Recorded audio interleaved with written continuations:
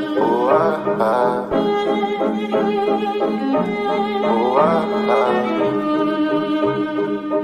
Yard.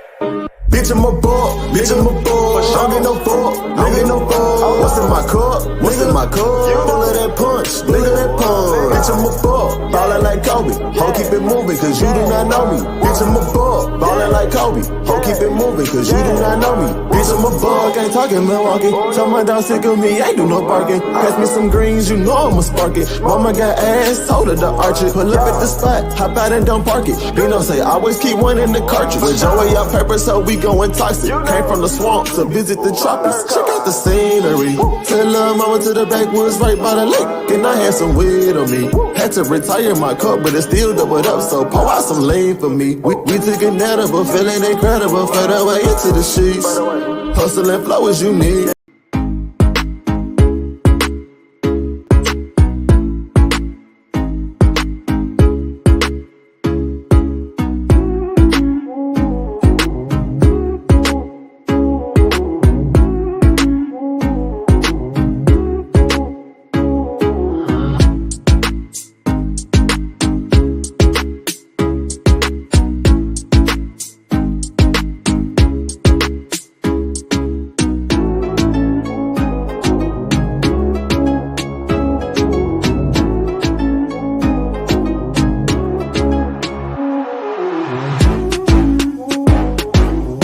What is going on, everybody? Welcome back to another edition of AEW Dynamite. Goalie will be here just shortly. So yeah, all that good stuff too. So it should be an interesting episode tonight. And obviously Tyler would have been here tonight as well, joining me and Goalie. Tyler is not feeling well at the moment, so it's just going to be me and Goalie for the time being. So, but we are kicking. Okay, of course, fucking my Extreme app decides to want to fucking bullshit me. What's going on, Jenna? What's going on, Daniel Barry? What is good, everybody? Appreciate you guys are coming in. Well, we are kicking on with MGF and Roosh. I'll be right back. I gotta go grab my tripod.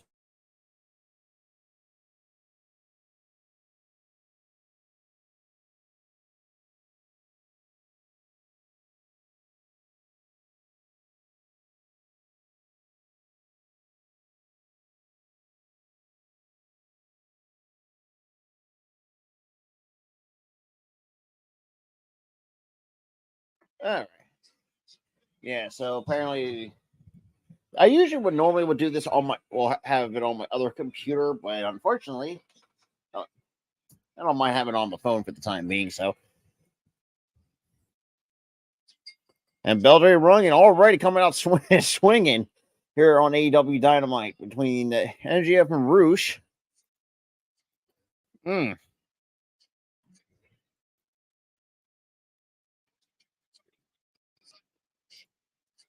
Roosh missed the clothesline. And obviously MGF with the Ric Flair strut, and also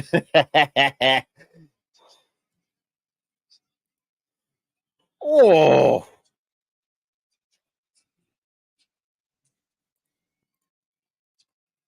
give me once. Oof.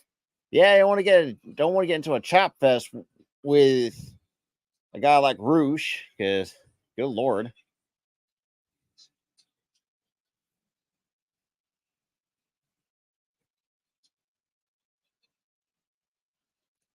Already getting the crowd hyped up. Sorry if I'm already fucked that up already. But shout out to the 18 total people that's coming in tonight. Oh yeah, there's no way.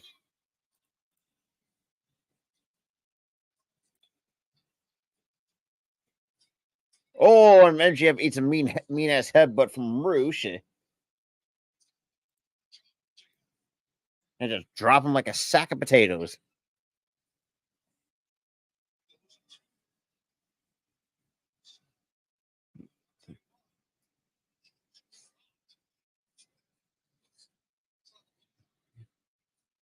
Oh, just right on the jaw.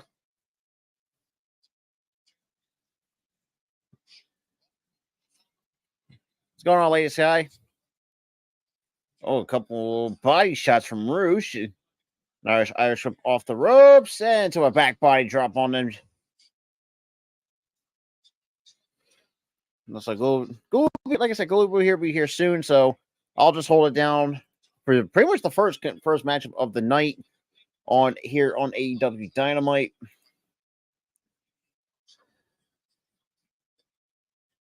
And Rouge right now just kind of stomping away. Now we actually got to pick up MJF.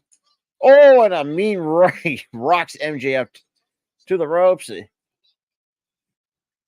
Irish whip by Rouge. Trying to go over the sunset flip. 1, 2, and no. Oh, and another right drops MJF. Good night. That again. And yeah, no shit.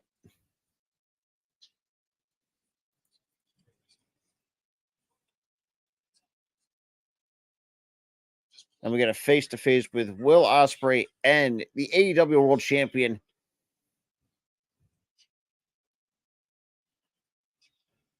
And we got an All-Star 8-man tag later on tonight with the Young Bucks and Acclaimed.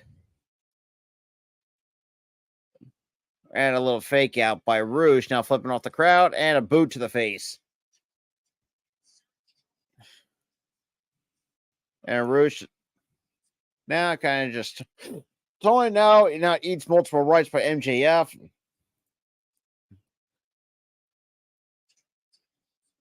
Then we got Nyla Rose and Chris Statlander for, I think, with the first set of matches for the Owen Hart tournament.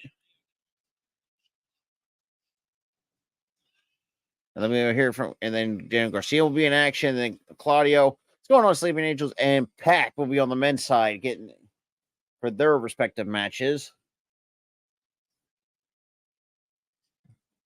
Nice snap German suplex by Rouge. And a running knee to follow up, covered by Rouge. 1, 2, and no.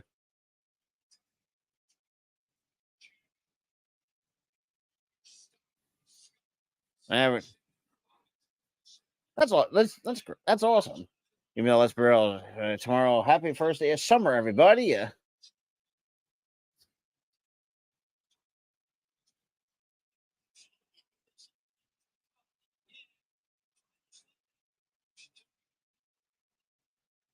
Yeah.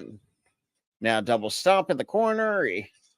Now just raking the boot right across the face.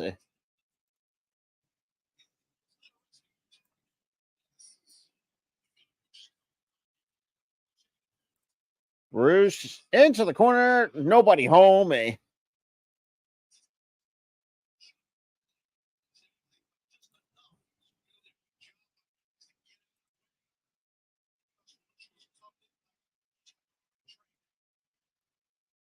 Now we got the MJF chance.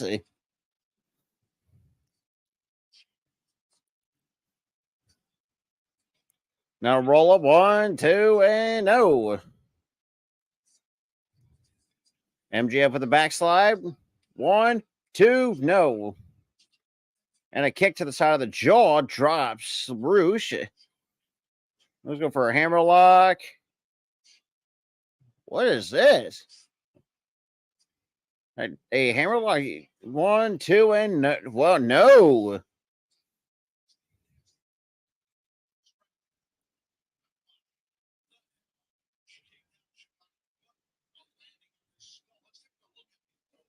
Look at that hammerlock DD. Or you got spiked. 1, 2, no. I was going for a 2 on that one. No, Rouge blocked. No, with a rib shot. Nice counter. MJF breaks the back. Try to go for a pile driver. No. Leapfrog over. Oh, and speaking of Ghoulie. Oh, God. Not the fact that MJF is doing a hammerlock DDT. 1, 2, and no. What is good, y'all? I'm here. I'm here. I want to thank. I kicked off on Facebook for the 3rd straight time. I was wondering about that because I was like, wait a minute, did you just get kicked off again? Yeah, not even a day since I got not even a day. What did you do? Nothing. To quote Mary from Young Sheldon, what did you do? What did you do? Absolutely nothing. That's Dude, the funny thing. I don't know what the hell Facebook's doing. I don't know. Like I said, that platform was kind of went down the fucking the political rabbit hole. So I was like, thank God. No, because Mark Zuckerberg is. Oh wow! And it's kind of funny. Me and Tyler were talking about this too. Like, I had no problems promoting on Instagram. When I do it on Facebook, they think I somehow get banned. I have to download a Telegram, and I also got to download the other app that you gave me too. Well, I would say just use Telegram. Just use Telegram because I already have the group. Do you got Twitter? I do. Okay. Like Twitter, I have no issues over there. Instagram, I have no issues over there. Which actually, to be honest, yeah, we'll do Telegram. My bad. I don't mean to cut you off because Twitter, because it'll annoy the shit out of me because Twitter will annoy Twitter annoys the shit out of me because if a person direct message you, it automatically goes to your email saying, "Oh, such and such." I hate that shit. I hate that shit. I turn off like any email notifications for that shit. Like Instagram. Instagram doesn't do it, thank God. Facebook doesn't do it, thank God. But Twitter. God. Yeah, you probably. Oh my God, a back super kick, MJF. Are you kidding me? What a right hand! Oh, what a right hand by Roosh! Oh yeah, Roosh. It's like a sack of potatoes. Oh, what the hell is a cross arm pile driver? Are you kidding me? How is that not it? I've never seen a move like that. I've never seen somebody do a cross arm pile driver. Yeah, I've heard of cross trying to kill MJF. I mean, dude used every single inch of the barricade all around the ring. Here's the thing: I've seen Roosh. I've seen a cross arm power bomb. I've never seen or witnessed a cross arm pile driver. That looks. Oh God! Now imagine if he dropped them and wasn't, and it wasn't safe. Oh my God! Oh yeah! Oh my God! That's it. Match over. Career over. Life may be over. Oh God! He just threw him on the barricade. Yeah, you're like 2 seconds ahead. That's why I'm like on my Fire Stick. Fire Stick, it's like 2 seconds away. If I go to YouTube TV, we probably might be in sync, but I don't want to go downstairs. So YouTube TV, Fire Stick, it is. So there you go. And golly, I hope it has it in her size. So far I have Key. I think Tyler still has to download the Telegram app. So far in the Pick'em, which group I had to remake, was Key, myself, Jake, and Tyler. Okay, so I gotta be on that, and that's all on Telegram, correct? Yeah. All right, cool. And you gotta share it with the rest of the group because I'll probably share it for the thing because the Pick'em could have its own group, and the Sport Wave one could have its own. Yeah, like keep it separated, just like I did it on Messenger. Well, actually, funny enough, Jake did start a Sports Wave group chat on Telegram too. And our first AEW hater of the day, it would be Juice. I'm not gonna front. This whole hatred. Look, when me and Rob do AEW, I understand that some of y'all don't like AEW because the way how it's run. But if you have respect for me and if you have respect for Rob, at least be respectable when we do this. Because 9 times out of 10, we don't have to do any of the lives, but we do it not because of some damn recognition or some damn money. No, even though YouTube needs to pay us all because of all the bullshit they put us through, but that's totally different for a different day. But we do this because we love professional wrestling. But the least we don't want to do for all y'all that have been loyal to us is just bash on a company because you don't like said owner, you don't like said person, or in Troy's case, oh, I hate AEW because Darian kept on with anti this.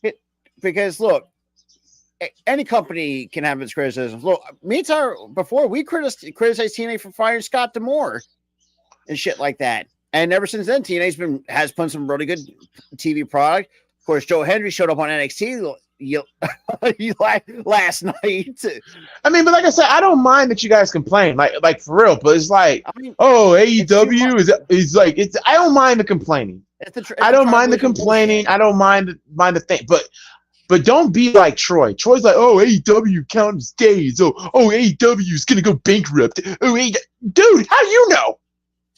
Dude, I mean, are you their accountant? Are you an accountant? You don't know what that company goes through. Hell, I want to know. Busted open too. And I want to know. Oh my God, both men are busted open. I want to know, from a shadow of a doubt, if Shane McMahon is coming to AEW, because rumor has it that he and Tony Khan had a talk, and they had a business deal going on. So it's possible that Shane could be half owner of AEW. Now, if that was to happen, oh my God, imagine that. Oh my God, MJF! A belly-to-belly suplex on the fucking floor. And mind you, this is commercial free, by the way. Oh yeah.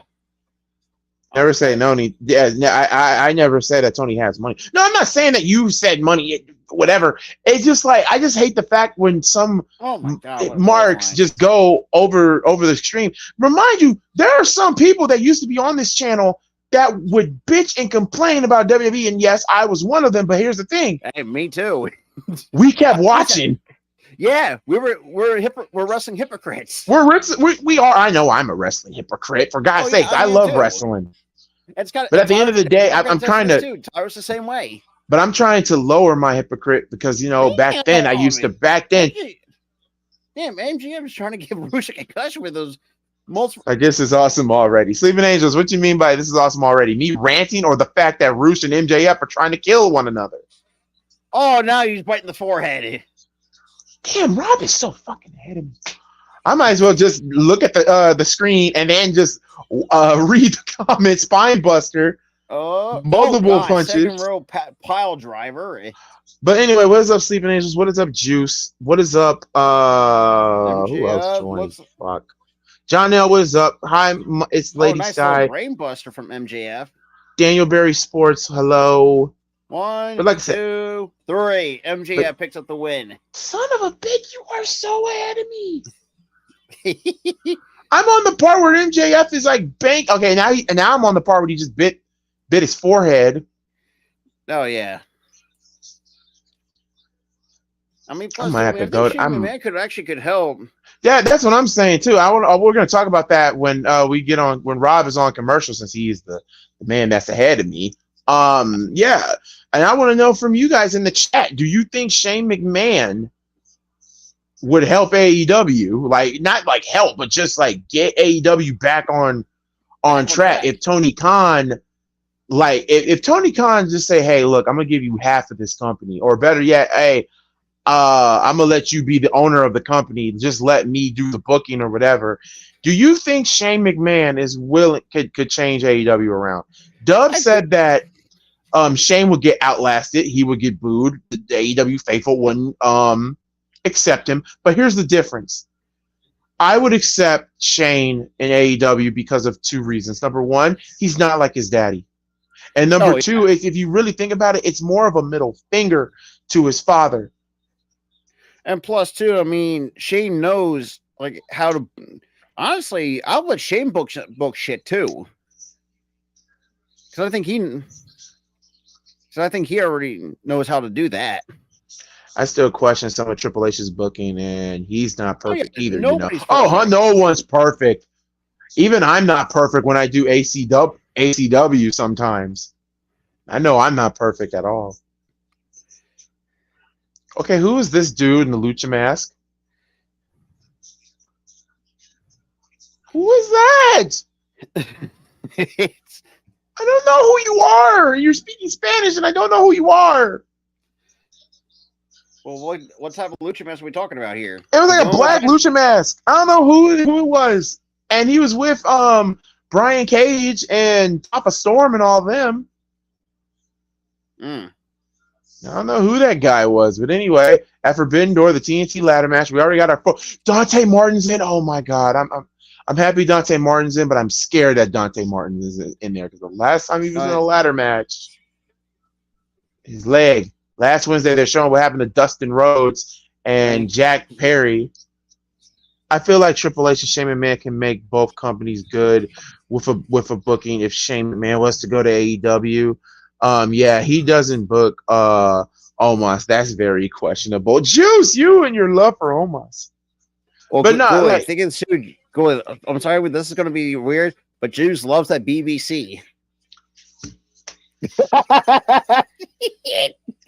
we took this trip to Garden Grove, Forbidden Doors 1 week from Sunday. So I don't know if Tyler texts you. Like, he texted me that he's not. Yeah, stomach issues. Orange Cassidy versus Zack Sabre Jr. is going to be a make or break. Up next at All-Star 8-Man Tag. Yeah. Okay, basically what you're telling me that all these men are going to be in the ladder match. That's basically what you're saying. Basically what it is. That's what you're saying. Basically, we're kind of getting a preview of what we're going to see. My voice still hurts after night scene. Matter of fact, who is taking on Trick, by the way? Because I didn't watch NXT 4. Javon Evans. Javon Evans and yeah, he actually he's so the final. It was him and Shawn Spears for the final 2, and he took it away from Shawn Spears with Bruce Ramsey. And it put double duty last night too. And Javon Evans. Now I'm not gonna say Javon's gonna win. No, I think this is gonna be a learning ground experience. And number one, this should not be on Heatwave. I think this should not be on Heatwave.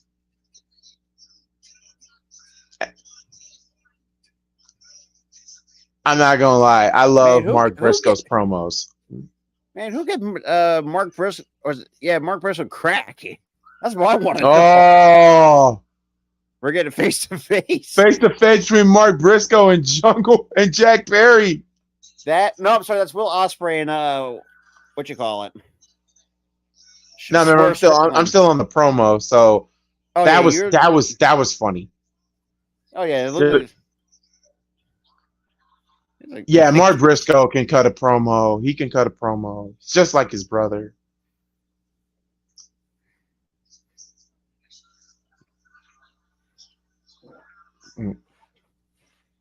So face to face, Will Ospreay and Swerve.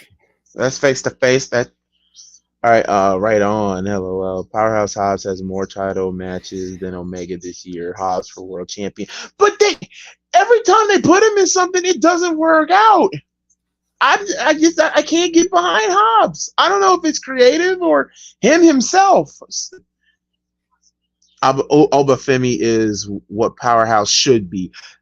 To be honest, I actually agree. Oh my God, me and Tris are agreeing about common ground. But also, y'all, who's ready for ACW tomorrow? Because I got a card for you guys. Do you guys want to know our top 3 main events? Shoot. The main event that will end the show, the Suicide will challenge DJ Anderson for the ACW World Heavyweight title. Robert, did you have to yawn on that main event? There's nothing wrong with Suicide. No, Suicide's coming for the championship that he lost. No, look. Yeah, I know it's a long day.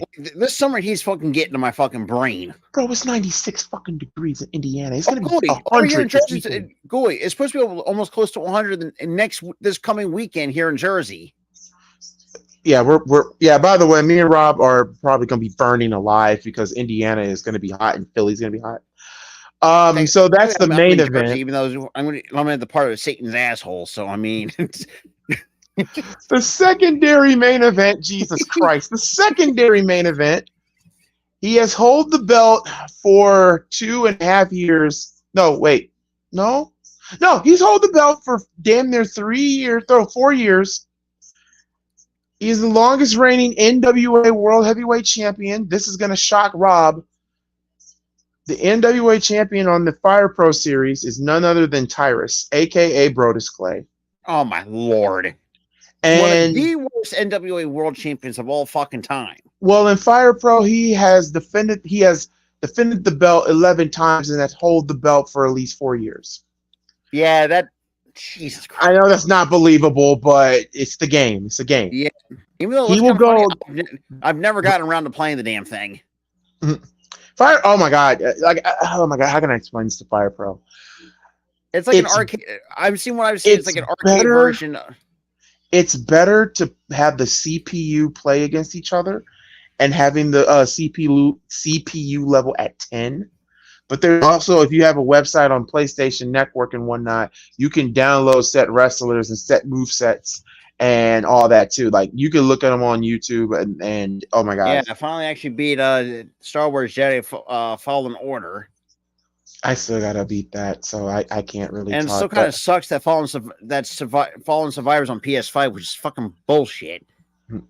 Here comes Will Ospreay with a big old pop. So, by the way, before we continue, yeah, Tyrus will defend his NWA World Title as a guest. He'll defend it against the man who is not only the CZW Wire Champion, but also the CZW World Heavyweight Champion. None other than Mount Gooley. Will Mount Gooley be a 3 belt holder? And then our secondary, our third main event for AEW purposes, Jon Moxley defends the AEW World Title tomorrow night against Darby Allin. That is Anarchy Rules. That's Anarchy Rules. They're not going to be going to be burned up in Satan's asshole. Sleeping Angels. We're dragging Sleeping Angels into this as well. No, he lives in Indiana. Sleeping Angels lives in Indiana, like me. Here comes Swerve. I swerve when I drive. I will say this too, though. At least you and I are not living in the South, where it gets up to almost like 110, 115. Because it's kind of funny, because I had a couple of friends who live out in California, so like last week, the highest it went up to is 108. I told Tay I'd rather live somewhere where I have 4 seasons. I don't want to live somewhere where it's hot every day. I'm sorry. I love the snow. Call me weird, but I love snow. I hate it over here. I love snow because, number one, you get to play in the snow. It is a bitch when you have to shovel it, but at the same time, you can have fun. At least you get paid for it. You get paid. You can be off. You be paid. Will Ospreay dressed up like a baseball kid. You can write your name in the snow and piss. So that helps too. Yesterday it was super hot out here in California. Almost died last week. Jesus. The problem is with Indiana, where I live, it gets humid. Yeah, Indiana can get very humid. And we have had bipolar weather. It rained and it was humid. Rain, humid. But here's the thing about Indiana. Indiana can have 4 seasons. It could be 4 seasons in one day.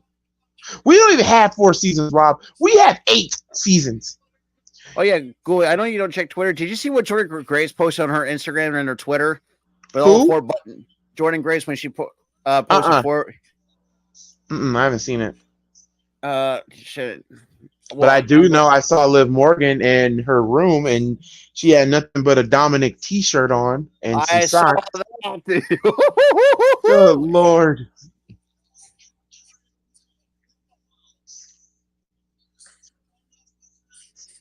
Hang on, I'm actually going to send it to you on... nope.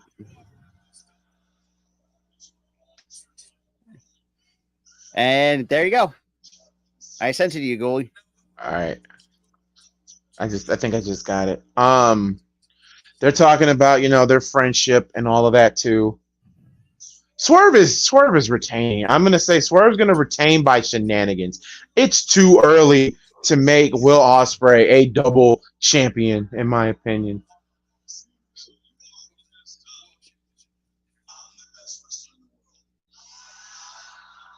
And see, they're making the fans pick, and that's what that's why I'm not a fan of babyface versus babyface matches unless it's done well. Some companies have done it well. Oh, The Rock and Austin, they done it well.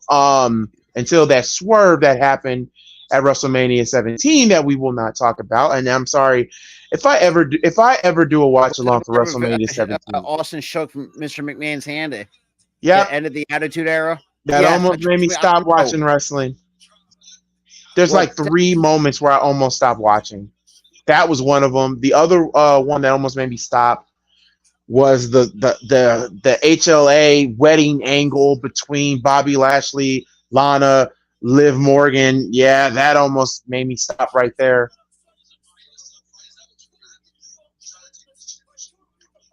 Little Vincey Verse said, "What's good, player? What's good in the hood?" So yeah, go. You're gonna like the picture I sent you from Jordan Grace's Twitter.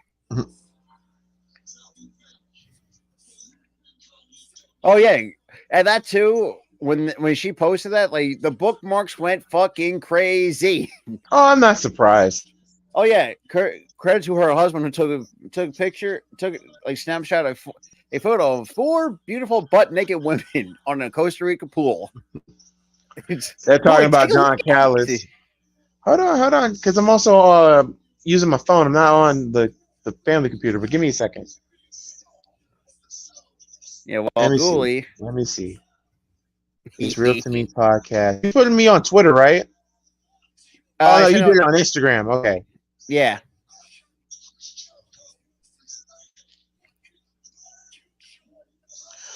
Yeah, I seen this. Yeah. Yeah. I thought this was Photoshop, but nope, this is real. Someone quote tweeted Jordan Grace, like who took the picture. That was Jonathan Gresham. Jonathan Gresham. And on Twitter, Ghoulie, it has 763 replies, 1.4K reposts, 28,000 likes, 8,500 bookmarks. We're men. We're the most horniest creatures on this planet. Why do I look white? My arm looks white, dude. Look. Oh yeah, you look white as shit. Like your arm is white, but your face is so dark. It's so black. Lord have mercy. I may or may not have to bookmark it. They had Sasha Banks in that. I don't believe it. That wedding segment. Yeah. Oh God. WWE, and it's funny. 2 out of the 3 was WWE. The third one to me, and it almost made me stop watching TNA completely until I didn't have cable anymore.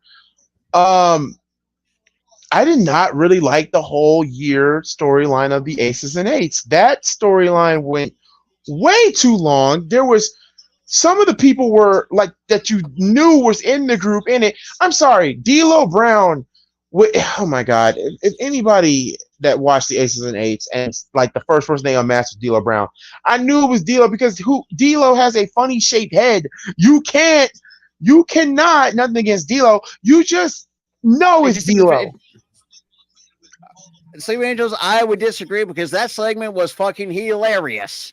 We're just seeing the. I'm sorry, this was your life was freaking garbage. Wait, this was your life for, was it Bailey one or because they did a lot of This Is Your Life, because the Rock and Mankind one is famous for it was the highest, one of the highest rated Raw. Well, that also the fact that The Rock roasted his football coach, his ex crush, his home ec teacher. Yeah, home ec teacher, and it was it's like go big your ass off. Now then they tried to do it again with The Rock and Mick Foley again, saying, Mick, this is your life, and that didn't really. It was funny, but it wasn't as. I mean, yeah. Then they did it with Alexa Bliss and Bailey. That was terrible. Then people said that was the worst segment ever on Monday Night Raw. Yeah. Oh yes, the Bailey. Oh yeah, that was fucking terrible. Oh, the Pam of Bailey.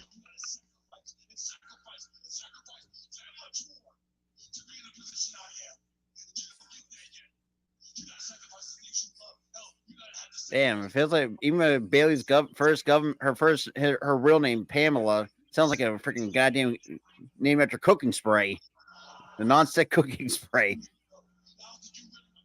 Oh God, the disrespect, Will. Oh, he said, if you ever mention my son again, well, shoot. Yeah. Swerve's house.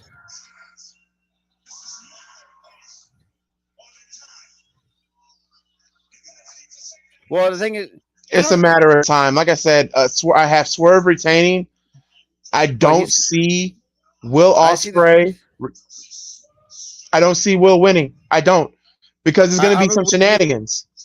I have a feeling that I want to say this too. Roman Reigns does not look like a Joe. I'm sorry, but him, like, there's certain people that look like a Joe. It's a Oh, Jesus. Wait. They just told cut the music.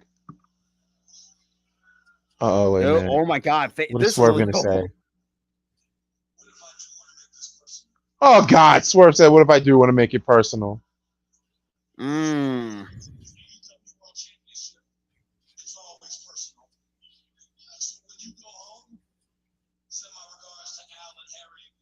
Oh!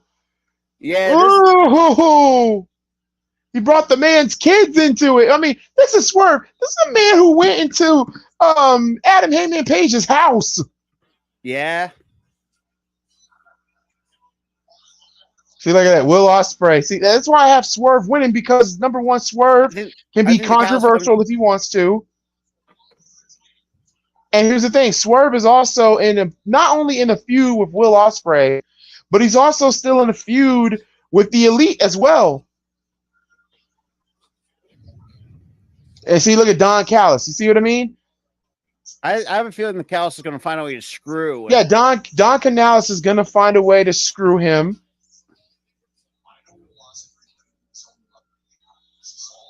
Nobody cares about. First of all, like, who wants to put money on a scripted sport? You're just going to lose fucking money automatically, which is a stupid ass spot. And look at Kyle Fletcher too. That's another person too. I can see Kyle Fletcher betraying Will Ospreay. I can see that happening. I can see that too. Like I said, because Don is still in some feuds now. I don't think they ever had a closure between Don and Kenny Omega. That was supposed to have some closure until Kenny got sick. And now, they try to put Jericho in there to finish it, but that didn't go anywhere. So then, like I said, when Omega is 100% healthy, what might happen here? They might have Ospreay and Omega as a tag team to take down the Don Callis family. That's where I think that's where we're going to be heading. As for Swerve will lose that AEW championship to somebody from the Elite. We don't know who yet. It's not going to be the Bucks, and it's not going to be the Okada, and it damn sure ain't going to be Jack Perry. It's going to be the one person that Swerve detests the most, and that would be Adam Hangman Page. I can see Adam Hangman Page coming back at around probably Double or Nothing that's passed, so right around Blood and Guts. Yes, I can see him coming at Blood and Guts. Because remember, Swerve is still feuding with the Bucks. He will probably represent AEW in Blood and Guts. And probably at Wembley, Swerve loses the belt at Wembley to Adam Hangman Page, and Adam Hangman Page gets a redemption heelish storyline as World Heavyweight Champion. Now, who the hell takes it off of him? Maybe Omega, and I think maybe Jon Moxley, maybe somebody. Or hell, you know what? Do one of your. We've seen Omega. We've seen John. We've seen all that. The other person I can see you doing it before he retires, Bryan Danielson. Bryan Danielson. Ever since. Let me ask y'all something. Bryan Danielson has been in AEW for how many? For like a year or 2 years now. And that man has never had a championship reign ever since he's been there. Yeah. So, yeah, I mean, Bryan Danielson, I could see him potentially being world champion. Another person I could see potentially world champion. I think it's time if he's 100% healthy, and I believe the company trusts him enough. Darby Allin, you got to make one of your pillars world champion. You already did it with MJF. That's one pillar. Now you got to get your second pillar in there. Your second pillar is who? Darby Allin. Your third pillar, Jungle Boy Jack Perry. Your fourth pillar is Sammy Guevara. I mean, after that too, you can also throw you can throw Ospreay in the mix too at some point down the road. I mean, yeah, you can throw Ospreay in there some point down the road. I mean, hell, you probably might put the world belt on him for him to dethrone Adam Hangman Page, which I think would be too early to me. I think you should distribute the feud between him and the Don Callis family, him and Kyle. Well, damn, here comes Zack Sabre Jr. Yeah, you're way ahead of me. I'm still on commercial. But, yeah, like stuff like that, y'all. And I'm not trying to be like a potential booker or a potential anything. It's just that how the story goes. Controversy creates cash. Everybody, money. Oh yeah, this is the All-Star 8-man tag matches that's coming up right now. Okay.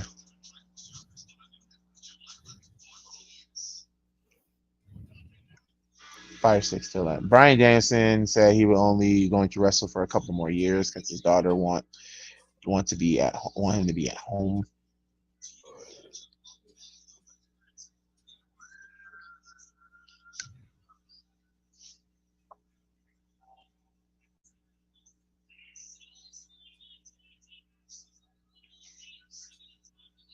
Yeah, that's basically what I'm trying to say here. I mean, I'm not trying to be a booker.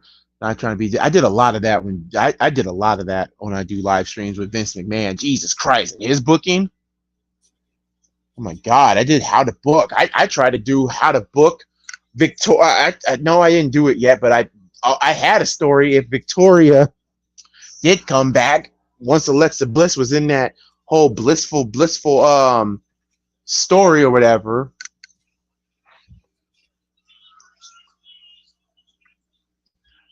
Here comes Kyle O'Reilly, the Ring of Honor World Champion, Mark Briscoe. Like I said, if Shane McMahon was to come to AEW, if it was true, it has to be at Forbidden Door. It would have to be at Forbidden Door. It would low-key be a big FU to Vince. That's basically what it is. Because if you know, you know. Rob, do you know you know? Yes, I know. No, I mean, if you know why Shane would do that, right?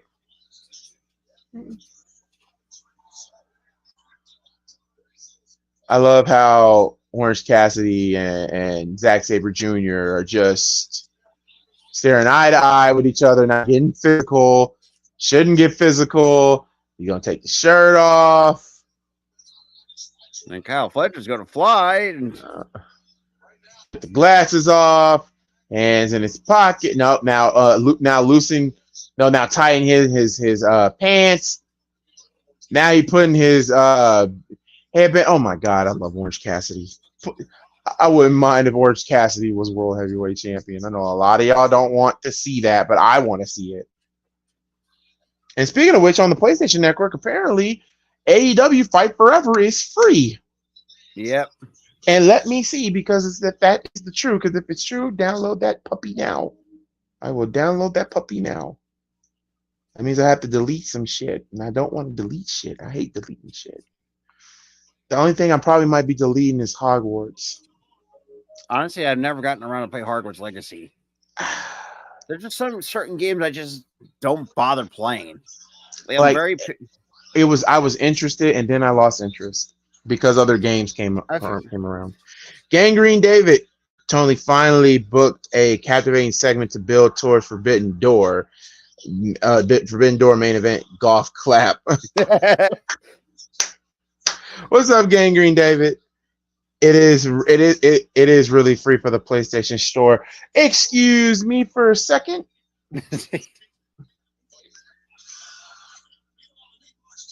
All right, let me where's the PlayStation remote? Come on, it's right behind me. PS5 controller on. You can see it here on the camera. Yeah, and if it's free, that means, oh God, Zack Sabre Jr. Oh, what is wrong with you, sir? Not to be outdone. What is wrong with Mark Briscoe?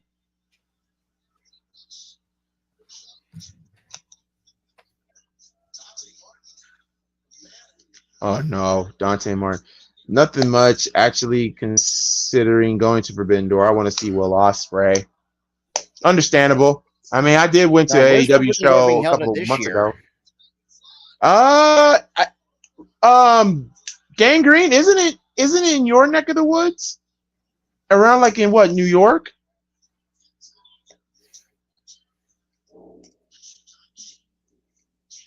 Oh, it's in Elmont. Oh, it's Elmont, New York. Elmont, New York. UBS Arena. Ah. That's the whole. That holds. Well, actually, 17,255 for ice hockey. Contra's 19,000 seats. It's in Long Island, so yeah, it is in his neck of the woods. Yeah, it's right next to Belmont Park. Like, if you know about Gangrene David, y'all do know me and him go way, way back. I only know David from the Spotlight days before that shit show happened. Yeah, we don't Yeah. talk about Bruno. Tombstone you got to get the premium package. I was about to say, Tomb Raider Legend is on the PS5. Yeah, apparently. I never knew but you got to get the premium, and I don't have that type of money to get a premium. All right, deals. I just stick with the essential, which I'm paying like $10 a month for. Roblox is free. I'm sorry, you will never catch me playing Roblox. You will never catch me playing. I mean, I will say this to Roblox for what it was. I would say 5-10 years ago was kind of the biggest thing, but ever since then, that game's kind of died. Figuratively speaking. Resident Evil 2 Revelations is on here for free. Never play that. Shit. Did I just past it? Because I'm looking at it. I don't see it. I know Multiverses is free. PS5 game is going to make a comeback. From new to date, Dragon Quest. I already got Sparkling Zero is in my library. I cannot wait. And also Sonic and Shadow Generations. I gotta get that too because shoot, it's a remake. Honestly, it's kind of funny. Like I've never played any Sonic games growing up. Really? I've never played the original. I never owned a Genesis. I've never played games like Sonic Generations. I've never played a single Sonic game. Any Sega? Who else? What other Sega games are out there? Yeah, I know. Like I said, that shows how young I truly am. I will say this about Sonic, and if I'm truly honest, but the best Shadow's always been in terms of the Sonic character. Shadow's my dude. I did not know you have a GTA Plus. What the hell is a GTA? Yeah, that's some utter bullshit. Ubisoft Classics, 1 month free for $7.99. Oh, you just get to play their library of games. So, like I said, all the Assassin's Creed and okay, Child of Light. Okay, that makes sense. Monthly, not the PlayStation Plus. Where the hell is it? PlayStation Plus. There it is. Okay, that's free. SpongeBob. Oh, SpongeBob the Cosmic Shake is free? Yeah. And speaking of the Cosmic Shake, the only games I own for PlayStation Plus so far is FIFA 22. Well, it's in my library, and download the PS5 version. All I gotta say is a lot of bullshit happened, and that dissolved more than a toxic relationship with an unwashed prostitute. So what happened to the SNN? I was really under a rock. Go remembers my Roman SummerSlam. Yes!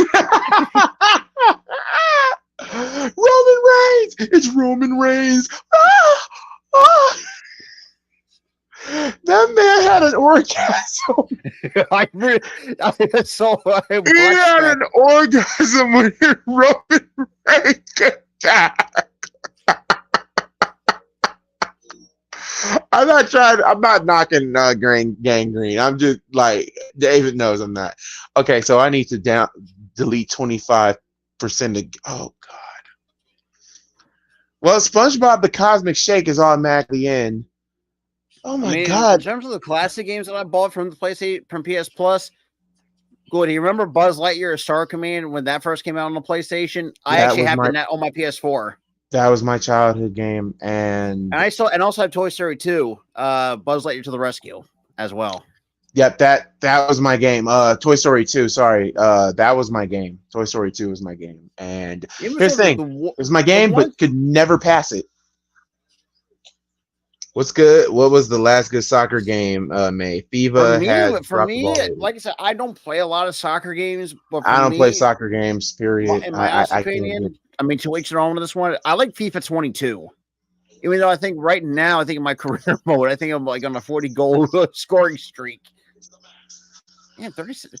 So Damn. AEW, so now AEW Fight Forever has been downloaded, but I have to free up space.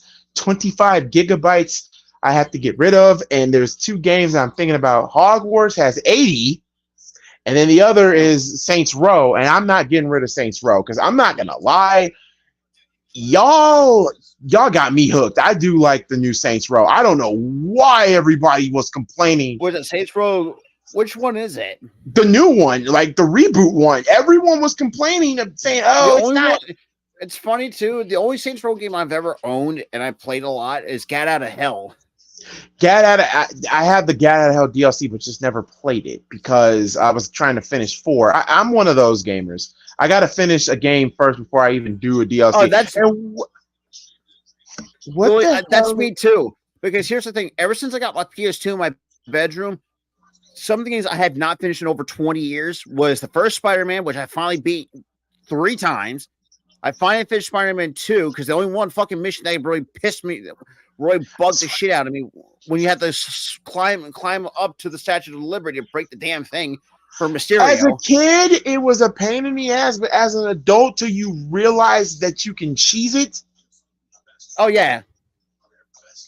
All you have to do is just keep hitting the square button to them glowing orbs, and then and then like Spider-Man would just literally magnetize to it, and I'm like, "Are you kidding me?" And then the giant brains know better. All you have to do is like 5 like good punches. Doesn't like the pizza missions. How do you not like the missions? Are not bad. Really, if you think Roman's reaction was nuts, I don't know if you saw my Johnny Gargano NXT New York reaction. I don't think I did. The way that spotlight looked at Roman Reigns coming back. Oh my god. He looked like his cat died. Oh, hang on, David, you're still in the chat? Hold up. Oh god, where is it? Oh, here it is. More words for you. Check out my ass. The guy's laughing. I'm like, what? I got 4 words for you. Check out my ass. What? They put that in a video game. They put that. My childhood is completely fucking ruined. Everything you thought you knew about your childhood is gone. It's completely ruined. I'm sorry, but now it's making me want to say these words again.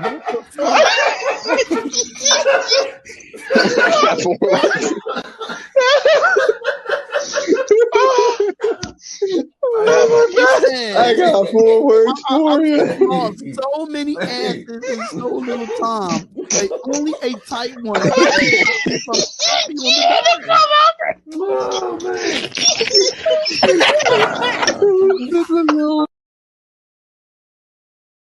So what happened, Gangrene David? It was an episode of the Ruthless Attitude podcast. It was like the last episode that we had before we all, went our separate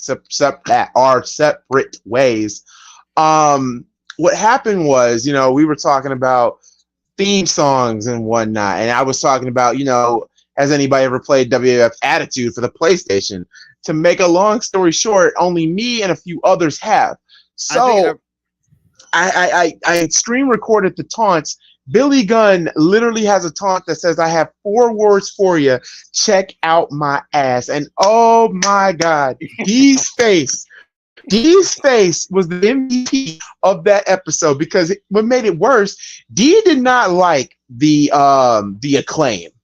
He didn't like the whole scissor me daddy ass. He thought, at the time it just didn't cater to him. And then we started singing Billy Gunn's theme song. And then when I played that particular clip, oh my God, the following people were dying. Dub was dying, almost choked to death. Key had to pull over because she was laughing too hard. Dee was singing the whole entire Mr. Ass theme song. Yeah, Tyler was done. My stomach got tightened because I was laughing so hard. Rob was just, we were all freaking going crazy, freaking laughing our asses off because Jesus Christ, we all need to laugh at ourselves. Yeah, you're wrong on that. To be honest, I think a lot of people have stated that was the best episode of the Ruthless Attitude podcast. To me, it is the top 3. Number 2 to me was when we interviewed James Ellsworth. That was so surreal. Having a former WWE champion, not champion, Jesus Christ, a former WWE superstar on the show. And we also had somebody from GTS Wrestling also come by too. That was quite eventful. That was it was still eventful, and it still is eventful to this day. Me and Dub are still trying to get all of our money, and also I got to get my living space together, so that way me and him can basically be in the same room to do the Ruthless Attitude podcast and do it in a different line style. So like I said, I just revamped the whole Ruthless Attitude podcast because I took myself a break off of YouTube for a while, and then boom, I'm back. I'm now doing full live streams because I have now a partnership with this man. I have a beautiful relationship with this man, No Diddy. No Diddy. A beautiful relationship with this man and his co-partner. Sorry. I'm so sorry. But with how Gooey went about that, my brain went a whole different direction. I just couldn't hold it in. But yeah, Rob and Tyler are cool guys. Key is still cool. Jake is still Jake. D is still D. I mean, like I said, I don't have any bad blood with anybody on the Spotlight Sports Network. When it broke apart, I never had any bad blood. I don't hold grudges. I understand what was happened. I was upset on everything, but other than that, I don't hold grudges. I don't. To consider the fact that the Ghoulies the same dude who busted out, Tam Dance in the closet with R. Kelly. I don't hold grudges. Look at it, you like, what the fuck? Eric just shook his head, and Key was in the kitchen making food, or what the hell she was grabbing. And then she just came back and was like, "I just came back, and all I heard was Tam Dancing with R. Kelly." Oh my God, Hammer was just like, can he really say that on YouTube? I'm like, yes, I can say anything on YouTube as long as it's not offensive. Well, then again, at the same time, too, you also had Earn going batshit crazy. Earn, oh my God, Earn with no. Plays a motherfucking defense. No, the best moment of there, the best moment in my opinion, and it should have been on here. This should have been on the best moment, but unfortunately, it wasn't. Okay. Dub made a bet 3 years ago. It was the Bulls versus the Pacers on my birthday eve. It was on New Year's Eve, and I wanted to go, but unfortunately I couldn't because of money restraints. That was the same game because Mitch told I think it was Dub told his parlay, right, Rob? I think so. So tell me why. He told us, the parlay and what was going on, and apparently Dub, Orange Cassidy and his team pick up the win. Dub, on the other hand, he's telling his parlay. He had the Bulls winning. Zach LaVine had to get over 28 points. And here's the thing: LaVine completely sold him. But back to that, and then he had DeMar DeRozan to shoot 2 threes. Mitch comes in and says, "Wait a minute, you bet on FanDuel that DeMar shoots threes. DeMar doesn't shoot threes." So I guess DeMar probably heard that live stream. And remember, this happened the same time when the stream is going on, and I am giving up the score. Somebody was telling me, "Oh, the Bulls are down by 2." Now the first, oh God, Dante Martin just got knocked out by Jack Perry. No, yeah. What was I saying? Okay, yeah. So watching the game, and And then I get a notification saying, game. DeMar DeRozan called game. DeMar DeRozan hits a game-winning three-point shot. 3-point shot. The Bulls beat the Pacers. When I tell you, Mitch's reaction went like, this was his reaction. He was like, and then Dub's like, it doesn't matter because Zach LaVine was supposed to give me 28. The bastard gave me 27. I was like, oh. I said, how much would you would have won? Dub would have won $8,000, I believe, if that would have happened. And I told Goalie this too, because I always talked about this too. Because I had everything hit on my parlay, which is a 16-leg parlay on a $10 wager on FanDuel. The payout was $45K. Anthony Edwards had to give me 30. The dude gave me fucking 7. You son of a bitch. This was 2 years ago. I'm still fuck. I missed out on $45,000, you son of a bitch. The fact that Mercedes Moné is in a dress and working out in a dress.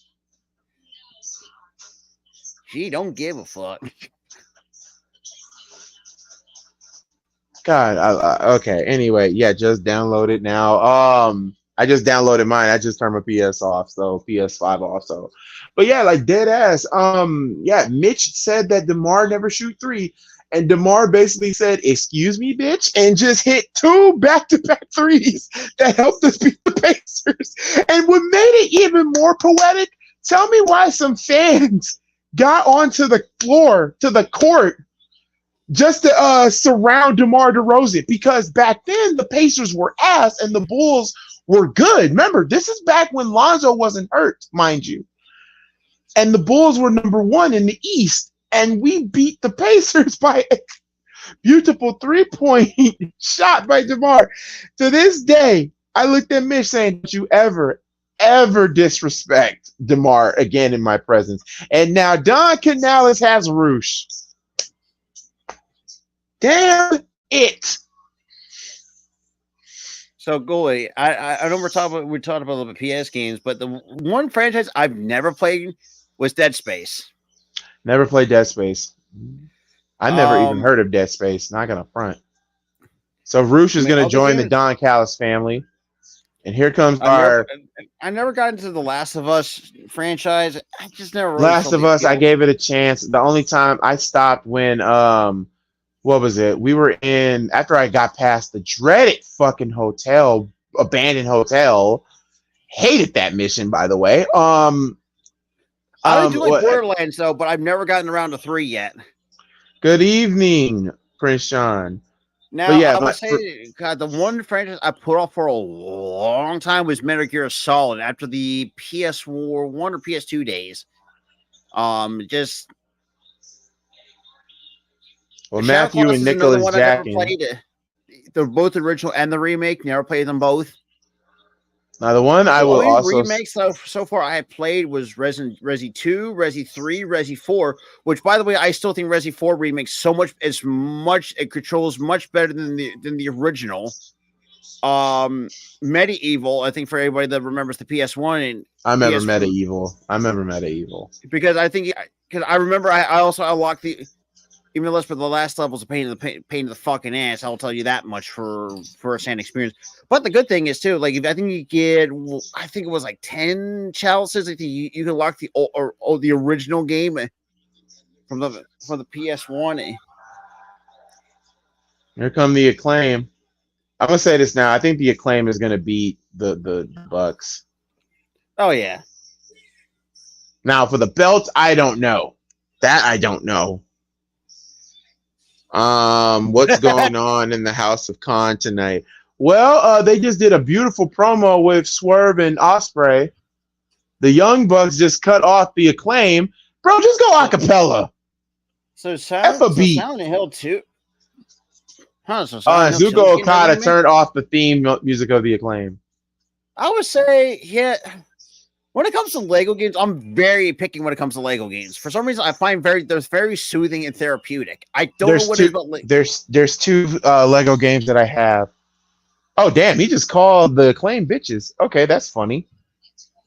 Anyway, what was I going to say? For me, I have 2 Lego games. Lego Star Wars, the not the with the Skywalker That's the saga. Skywalker saga. Was that That one's okay. the Skywalker saga? That's not 1, 2, and 3. I think that's 1, 2, and 3. So I got that one. And also Lego Batman. Oh my god, I love Lego Batman.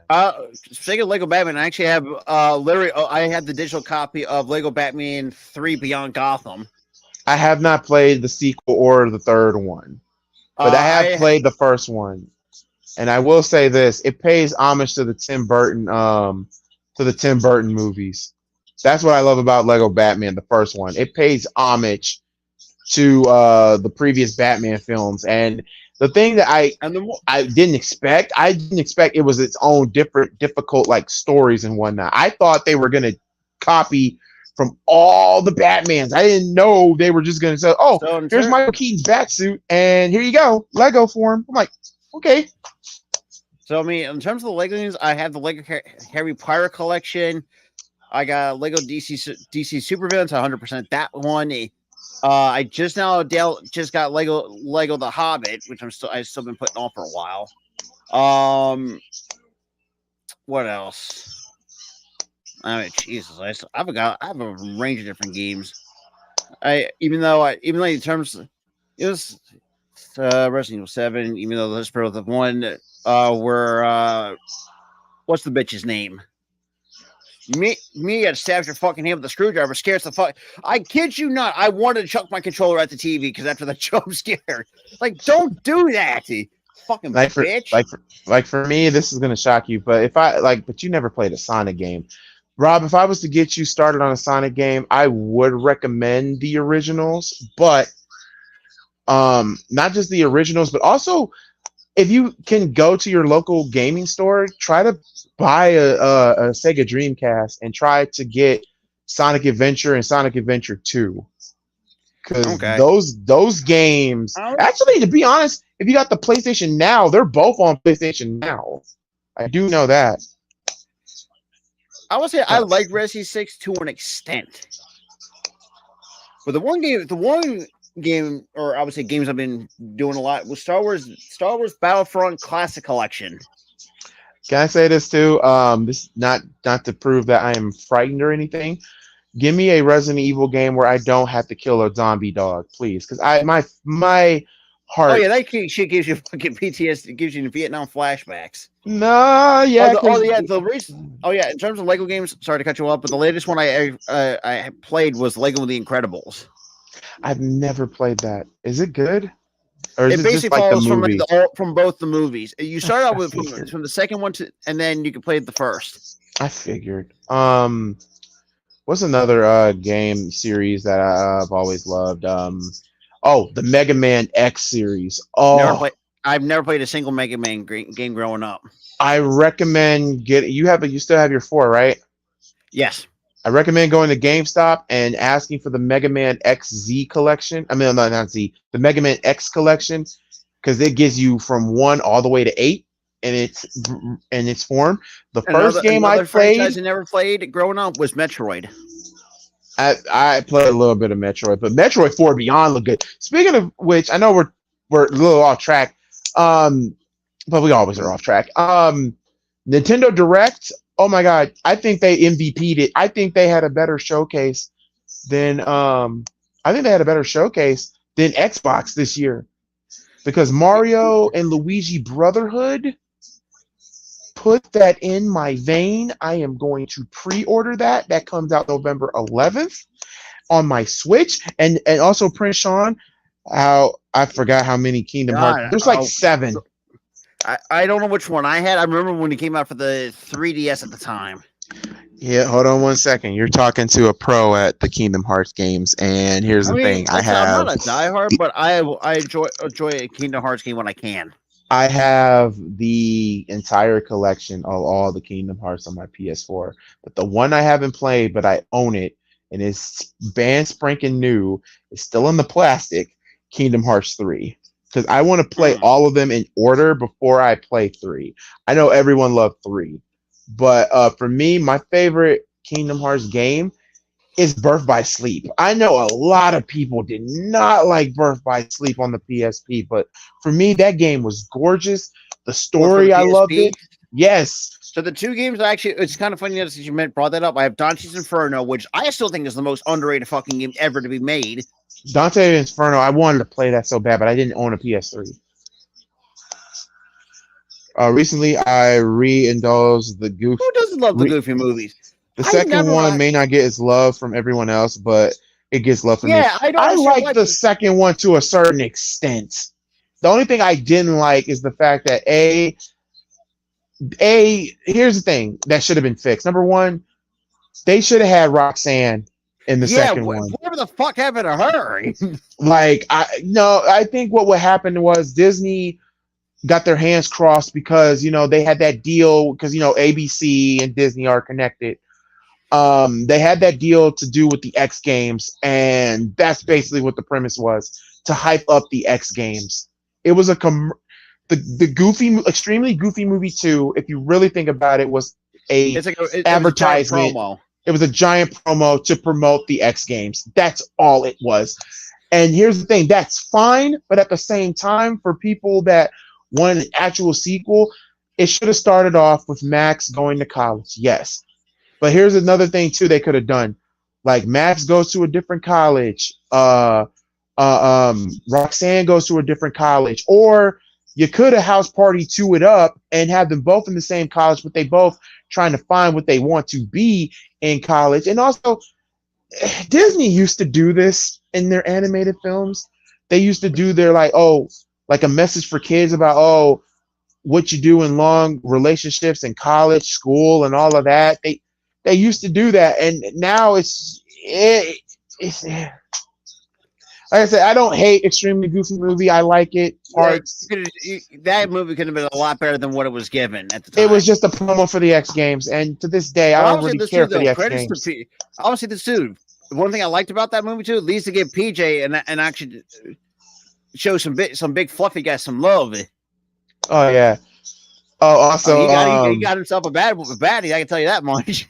The House of Mouse is funny because the House of Mouse didn't ruin Rox. They brought Roxanne back, but like him and like her and not Goofy, Jesus, her and Max were still a couple. They were still dating. I guess I guess Max graduated college, but apparently, according to the show, Max was 17, Roxanne was 17. So Max is a full-grown teenager, even though in the Extremely Goofy movie he still looks the same. Retcon? Yeah, that looked like it was a whole fucking retcon. Retcon? I don't know. But I will say that Prince Sean, I will definitely agree with that too. Goofy did snag that. Yeah, he did snag with the librarian, which was kind of hilarious. Yeah. Like I said, that the Goofy movie is a classic. You can't shit on the Goofy movie. You can't, you know what, at me, you can cuss me out, say, oh, that's a chick flick, Ghoulie. It's not a chick flick, because I watched the shit out of it, and I've seen a lot of boys watch this movie, too. Ooh, sorry.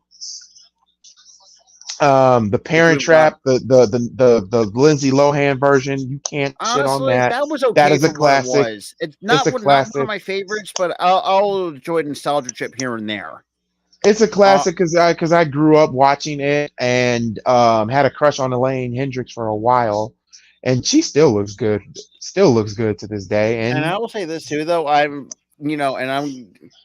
Because look, I was born in '97, but I never grew up with shows on Batman the Animated Series, which I binge watch every single fucking episode of that. I never grew up. Oh my bad! I'm gonna catch you off. Grew up on the original X-Men from the early '90s. Same with Spider-Man from 1994. The Spider-Man 1994 is good. The X-Men series, It's still kind of fucked up that he had. So I want to keep your secret forever, and then it's like, oh, this kid's got fucking cancer. What? Yeah. That was so fucked. We don't talk about that episode. Oh, I got another one that's even funnier. That's even what the hell are the Bucks doing?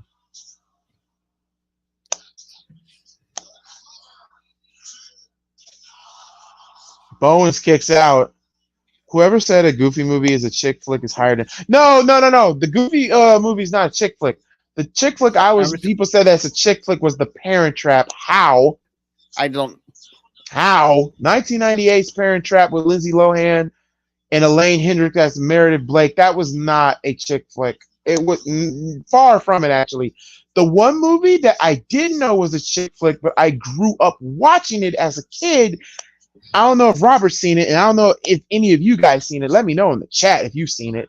Look Who's Talking. I did not know that was a chick flick. Didn't know that. I'm gonna say because right now I still gotta go because right now I'm thinking about season 4 of X-Men, the original X-Men series. Even though Let's Pro never kind of funny. The Dark Phoenix saga in that show was way too fucking long. I still gotta watch it, but the only X-Men series I've watched was X-Men Evolution, and I really love that. That's fucking underrated. That's so underrated. In my opinion, I think it was better than the original X-Men, but I haven't watched the original X-Men all the way through. So I think you should. The Acclaim has won, so they will get a shot at Forbidden Door against the Young Bucks. I just got an Xbox, Gangrene David. I seen that a million times. My mom has shown me that one, and I watched it so many times. Like what? Look Who's Talking or The Parent Trap? Because Look Who's Talking is a chick flick. Because you got Christine Allen, who had a one-night stand with her former boss or whatever, or like a sugar daddy or whatever. She gets pregnant. She gives birth to the baby, and the baby is voiced. Now, okay, the premise is what the baby's thinking, basically. So obviously they couldn't do no CGI to have the baby talk. Thank goodness for that. But in the baby's subconscious, guess who voiced the baby, Rob? Who? Bruce Motherfluffin' Willis. Oh my lord. So you have Christine Alley, you have John Travolta in this movie. Yeah, John Travolta's in this movie. Yeah. Hey, Gooley, do you remember when I said the Jets have Pro Bowl votes at punter position? Yeah, I remember that. And you were like, Pro Bowl. Also, I'm going to say this too. Samoa Joe and Hook didn't know that we needed that. Oh, and adding Shibata in there. Didn't know we needed it. Thank God, you beautiful so far, Gooley, I'm actually on, in terms of the Spider-Man from 1994, I'm actually on season 4. I'm still with the Sins of the Father's story arc. Sins of the Father is pretty good. And funny enough, I actually got it. I'm on season 4, episode 3 of X-Men the original series, and premiere. Christ, I think I'm on my 25th watch through of the original Spider-Man from 2002. Yeah, I literally almost watched that movie 30 fucking times, start to finish. Even though that's for real, I was never. Well, I mean, to each your own of how MJ's Kirsten Dunst's MJ is, but I still think she was still a cold-hearted bitch. So Jesus Christ! So Joe and Hook got played, and they want the premier athlete. Damn. What are they staring at? What the hell are they staring at? I mean, Ryan Ray would look. Jesus. What were they looking at? Okay. All right. So anyway, did you watch the sequel to Look Who's Talking? I have. I've seen the second one and the third one. Well, speaking of X-Men Evolution, the third one, oh God.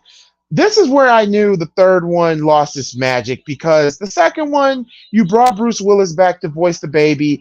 Then you had Roseanne Barr voice the other baby. Oh God, and mercy, a father of that. And yeah, Roseanne Barr, because originally they had what's her name? Oh my God, Phyllis Diller as the young baby, but then they realized, yeah, no. Oh damn. Okay, yeah. Then the third one here is like the third one is like dogs. You had Danny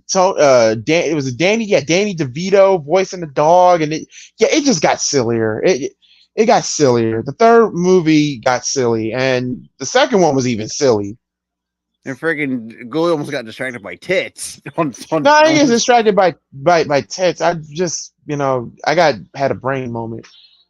Now I see the golden retrievers.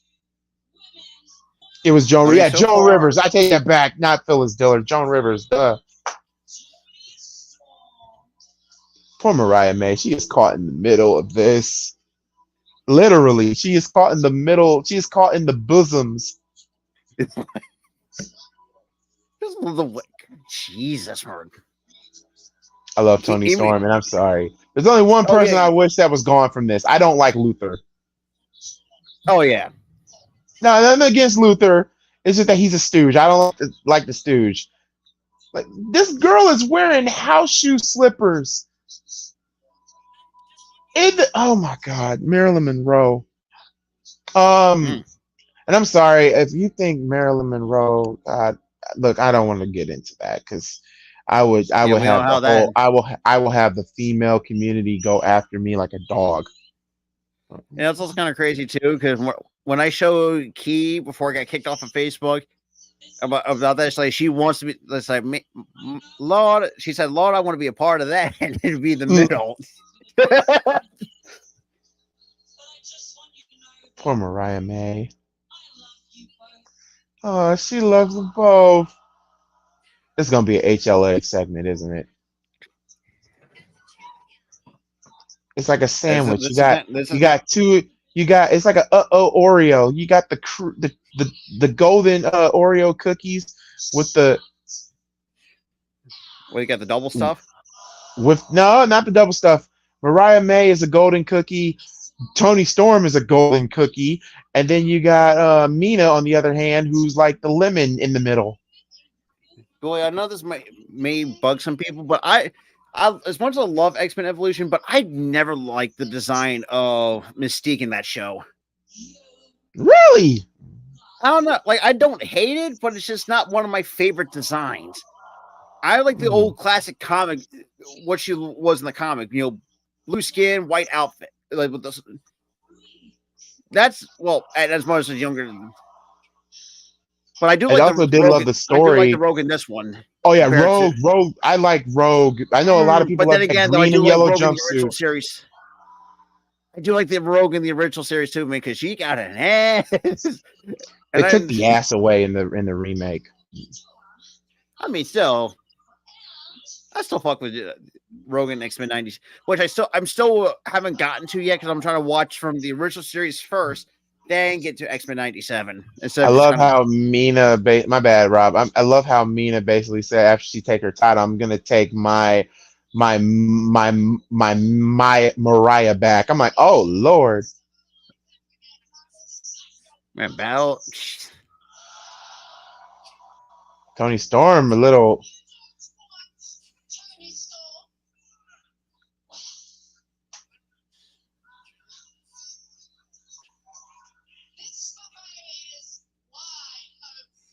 The buffet is wide open. Oh,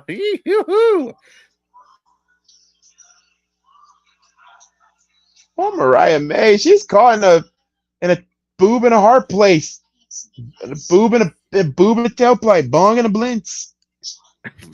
Chin up, tits out for the shoe.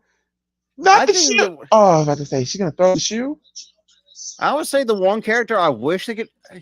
I don't know. Tony Storm just signed it. Well, let me ask you this. I know Spike's been a releasing new character in the X-Men because. Oh, you'll love Spike. Spike is the nephew of Which I know. Wait. Damn, man. Really, Mariah has to choose. Really? Boo! Can't you just take both? Up, Saraya.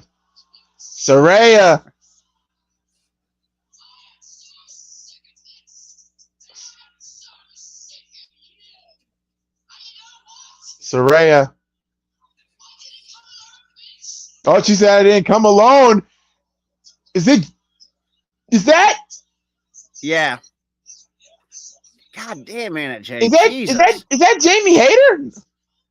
No, it's Anna Jay. Good Lord. Oh, it's Anna Jay. Oh, Cock tease. How y'all gonna cock tease us like that? Oh, I thought Jamie Hayter came back.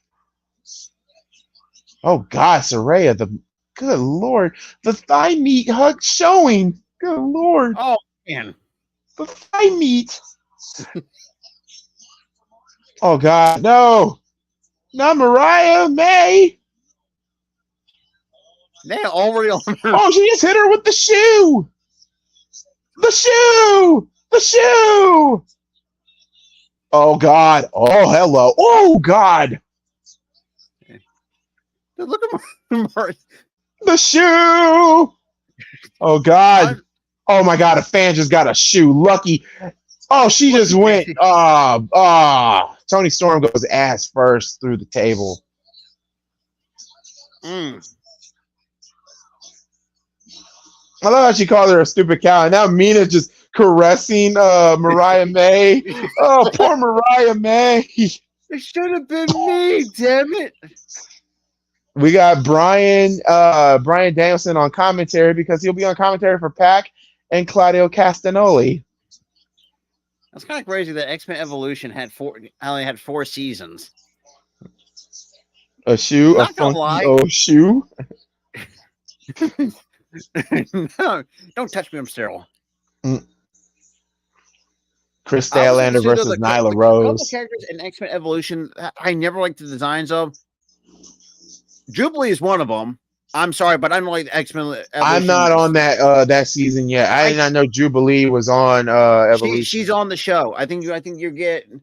I think I'm on season 2. So am I. I'm episode 13. When they do like a female, walk on the wild. All I can say about X-Men Evolution, I love what they did with Rogue. I love the Gothic Rogue way better than the one from the 90s. Yep, the Southern Belle. I also love Cyclops not a pushover. The only one thing I don't like, and I know I'm gonna get irked, I am not a fan of the orange and tan suit for Logan. I'm not a fan of that costume. I mean, it's a classic. Don't get me wrong, but when I think of Logan, I think of that yellow and blue. I do not think of orange and tan. Beast, I like Beast in there. I like who else? My favorite episode that was so dark was all these years Mystique was always there for her son. Was there for her son from the get-go. And screw Magneto. Screw Magneto. Even though I do like this version of Magneto. He's more threatening. Magneto's more threatening than anything. They made this dude more badass in this one they did in the 90s. Also, I love Scott, and I love Scott's brother. I love the fact that his brother joined the Brotherhood, because that's in the comics, until he realized, oh, crap. You chose the wrong side. He chose the wrong side. They did that for X-Men Legends. And, speaking of that, I'm demanding that these games get remade. X-Men Legends 2 need to get remade for the PS4, PS5. Marvel Ultimate Alliance 1 and 2 definitely need to be remastered. Which, by the way, too, I still have the first one on the PS2. I still have the PS2 version, and I got the the downloaded PS2 to PS4 version on there. I mean, because so far, because on the night, currently, like I said, I'm on episode 13 of season 2. Because before that, I got some of the characters I got introduced to when I first rewatched this was an episode called Mindbender. I don't think you've gotten there yet. I don't think I've gotten there yet. The only people that I was happy though, I did the design. I wasn't a big fan of Quicksilver's design. I thought his design was a little. I thought his design was a little plain Jane, quirky. There you go. I did like Toad. Toad looked good. The Blob looked good.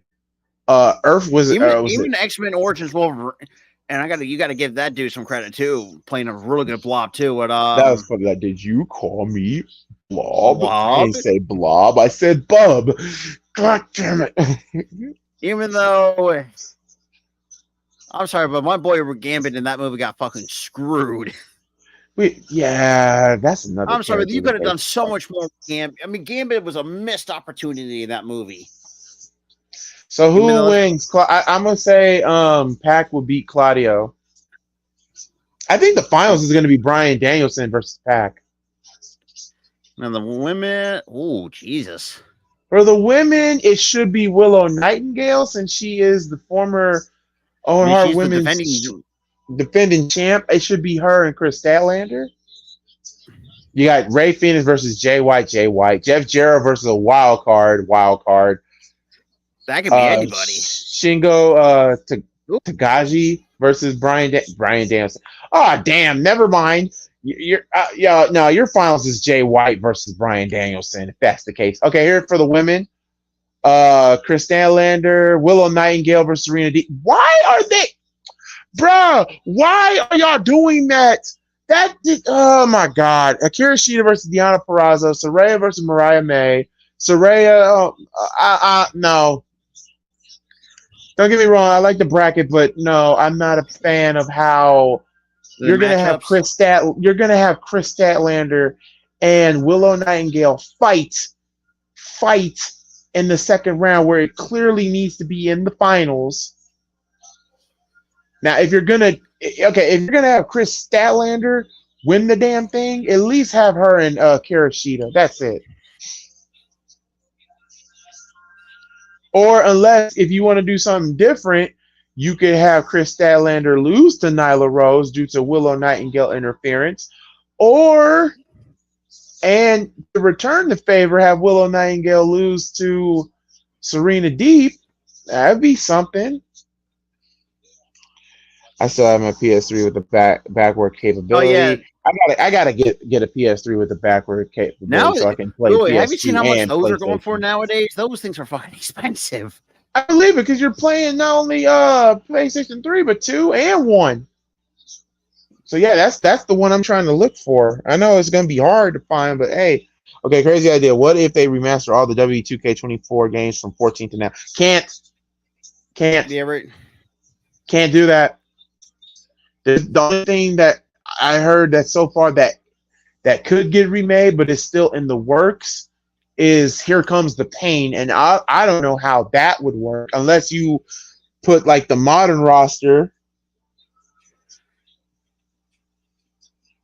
Maybe. Would you take Willow Nightingale on a date or Nia Jax? Is it safe to say both? Yeah, I'm with Goalie on this one because that's all you can eat buffet, and I'm taking them both. All you can eat buffet. Jeff Jarrett versus a wild card. Whoever's gonna win that, the wild card probably might be the one that win the damn thing. And I ain't gonna lie. When's the last time we saw Nyla Rose on TV? It's been a while. It's been a hot minute. I mean, plus two, like, oh, jeez. Plus, also, like, she's also doing like different indie dates too in her spare time.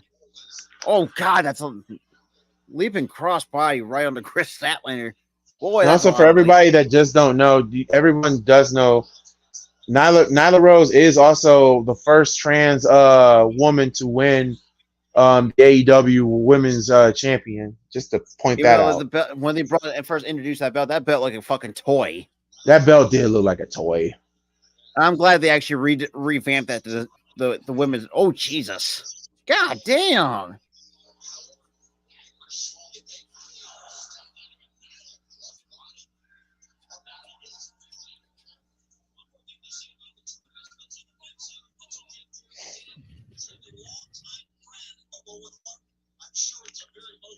Oh yeah, Jeff Jarrett. Yeah, that is true. Jeff Jarrett is a longtime friend of Owen Hart. They were tag team champions in the WWE. That, you know what, to pay homage, that would be nice to have Jeff Jarrett win the thing, but I don't see it happening. Yeah, I'm with you on that one. I can give two shits about Collision because that show's pretty much dead.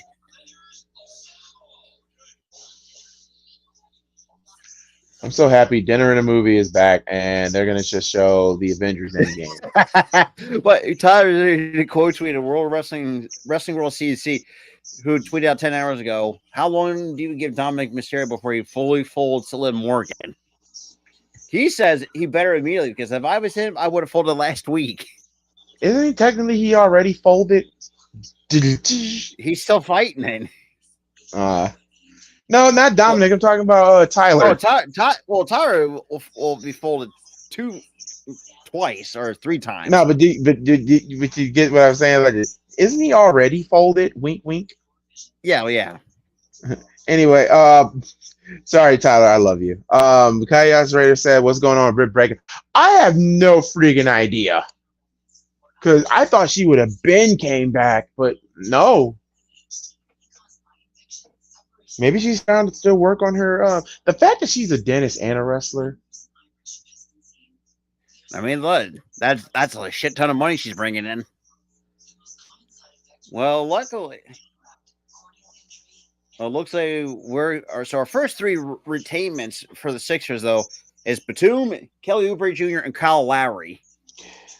I'm not gonna lie, but you guys need to get rid of Kyle Lowry. And speaking of the Bulls right now, I've heard some rumors that the Bulls and Memphis are trying to move up in the draft so they could draft some kid. I can't think of his name, but then I heard a rumor saying that if the Bulls don't find a trade partner, they said that they will just trade, not even trade. They said they will just draft Zach Edey.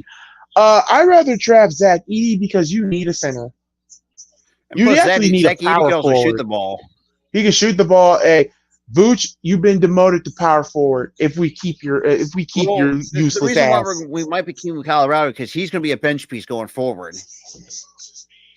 Yeah, but we already know you're getting rid of Tobias Harris. That is good. He can take a crumble cookie and. You could get Andre Drummond back because Andre's not re-signing with the Bulls. So well, he's a it's kind of funny free agent. to mention that too. Like we're also kind of somehow tied to Paul George. Yeah, y'all getting PG. I'm sorry, y'all gonna. I wouldn't mind that, but he's got to stay fucking healthy. That's my. Here's another thing. I'm gonna say this: Klay Thompson will either go to the Magic or he'll go to the Pacers. Well, it's kind of funny with Klay Thompson. He's looking for a 3-year deal. I don't know if anybody's going to do that. The Magic has the money, and so do the Pacers. They have the money. Now imagine the Pacers are just a piece away. They're just like they need a piece, like 2 pieces on the bench, and they need one more like all-star caliber piece. What did we go along with Pascal Siakam because he's already going to decide a 4-year super max to stay with Indiana. So yeah, I mean you got that, but at the same time, if they were to look at this starting lineup, Rob. You got Tyrese Halliburton, you got Klay Thompson, Benedict Mathurin. Pascal Siakam and Miles Turner, and mind you that they have that bench too. Oh, they would compete. Oh God! Imagine it. That's was mean ass Campbell from Nile Rose 1, 2, and no. But yeah, like imagine that, dude. They would compete. They would compete with. I think they would be able to compete with Dallas if they had somebody like Klay. With Boston, all they need to do is keep the core. That's all they need to do. Keep the current core. They're supposed to give Tatum a supermax.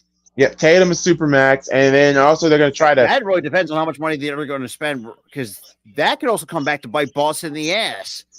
I can see Klay going to Orlando. Plus, there's no state tax. That is true. Orlando doesn't have state tax. I mean, for my Bulls, I've heard that we are interested in getting Clint Capella. I have no objections there. I don't mind getting Clint. I mean, you need a rebounder. We need a center. We need a backup center now that Andre Drummond's gone. Thanks for wasting 3 years of him, Billy Donovan. You fucking idiots. Please get fired. Please get fired. Please go. Like, Billy Donovan, go. Go to college. I don't care what college school you go to. I don't care if you go to the Clemson Tigers. I don't care where you go. Don't come here. Did you see that Monty Williams got fired? He got canned. Yeah, he got canned. I'm sorry. But here's the thing. That whole thing with Detroit is not all on him. Detroit was dead in DOA from its get-go, from its conception. But you want to know really though what's going to happen? Cade Cunningham's going to get traded. Now, there's been rumors that there's been rumors like before the trade deadline, the Bulls were going to make that jump. They were going to get Boban and they were going to get Cade Cunningham, but Levine got hurt, and the deal went south. So it's still possible. I mean, if I'm the Bulls, I'm trading Levine. I take the opportunity. Now imagine this: Cade Cunningham, Kobe White. You got now Lonzo will not be starting. He would have to earn his start. Come off the bench. Yep, Lonzo has to come off the bench. So basically, would you have him as your sixth man? Sixth man will be Io. Oh my God, Chris Leonard with a beautiful tombstone pile driver. Are you kidding me? Of how strong she really is. But yeah, the following people like the starting lineup. Sorry, Sophie Hathaway just took a bit of a shot at JT after getting arrested. I think for Justin Timberlake. Yeah, they get arrested. Wait a minute. Let me say this to real. Uh-oh.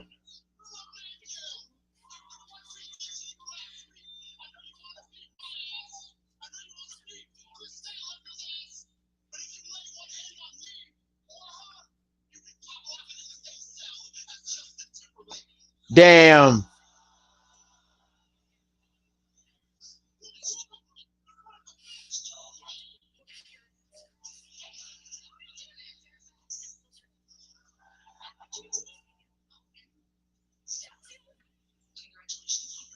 Yay, happy Juneteenth.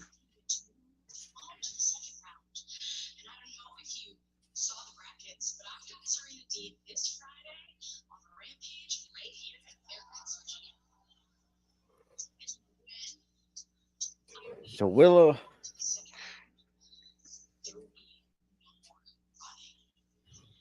I love Willow Nightingale.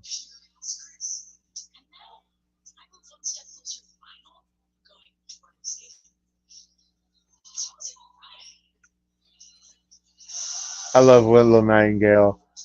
I love Willow Nightingale. I really, really do. I love that this is going to be a redemption storyline for her because I still believe that she is going to dethrone Mercedes Moné. I don't know if it will be Revolution. It probably might be at Full Gear, but the Learning Tree. That shit was funny. But what were we talking about? Oh yeah, my bad. You continue, Rob. My bad. So if you want to know what the maximum that Pastor was going to Siakam was getting for Indy, it's 189.5 million over 5 years. Mm. And that's coming from Woj himself. That Pascal Siakam plans to sign a 4-year. It's a 4-year, $189.5 million contract to stay with the team. The team's front office presented I'm putting pen to paper already on that one. He'll basically he'll be 35. He'll be 35. I think he actually played pretty well since getting traded to Indy. Because let's be real, Toronto wasn't going to do nothing with him. I love how Chris Jericho.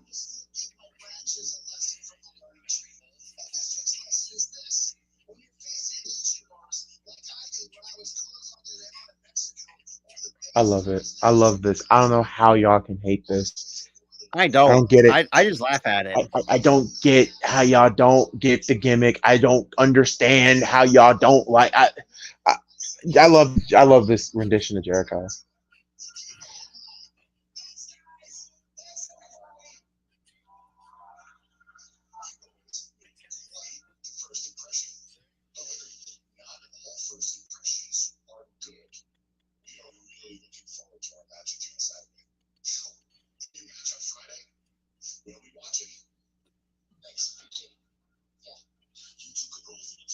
Daniel Garcia. And he is also in a contract year.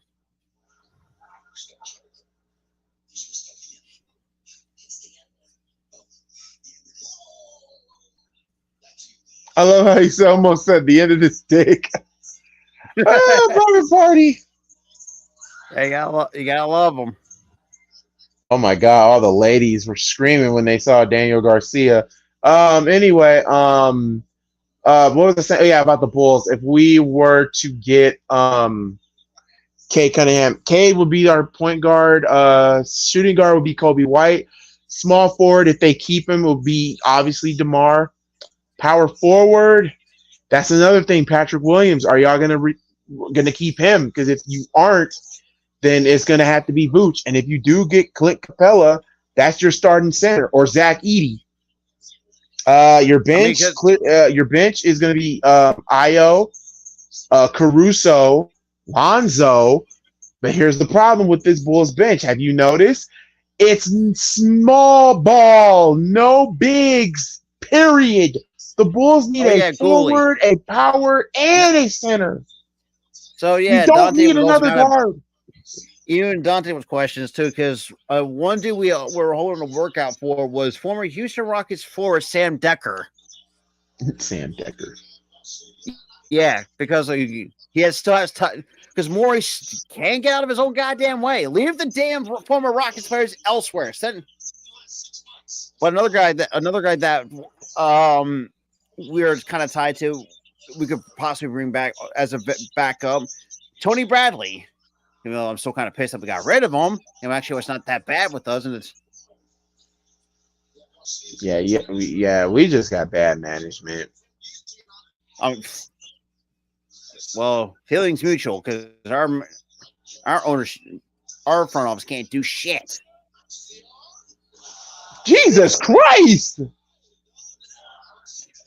And we got a Get Monster in here too. Daniel Garcia with a beautiful headlock sleeper hold DDT thing. Now Daddy Madge is getting his ass kicked, and now oh god, here comes the Embassy and Brian Cage.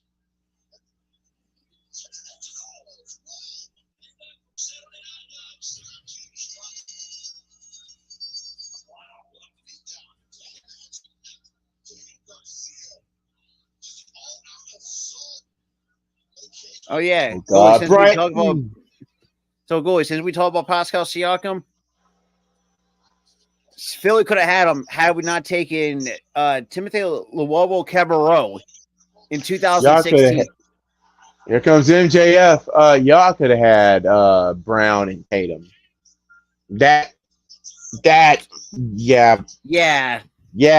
Billy King. I know Billy King was not y'all GM at that time, or at least not anymore. But we have to thank and blame Billy King for what happened with Boston, because he made those trade for two 35-year-old men, and look where it got us. Boston got a championship. Boston got a championship out of it. We gave a guy. Oh Jesus. Pesnich, right? Yeah, so we gave up that dude. A Latvian center only averaged 5 points and 3 rebounds in the Spanish ABC. So we could have had bench players like Derek White, Josh Hart, or Kyle Kuzma, and we passed up on those guys. You also passed up on Brandon Ingram. That was also, and speaking of that too, Brandon Ingram could be a free agent. Pelicans don't want to pay him. What the hell? Is that Will Ospreay? Yeah. Now Will Ospreay's in another feud with Brian Cage. See what I mean? Shenanigans. There's going to be shenanigans at number 4 on the list. We took Evan Turner, number 2 overall in 2010.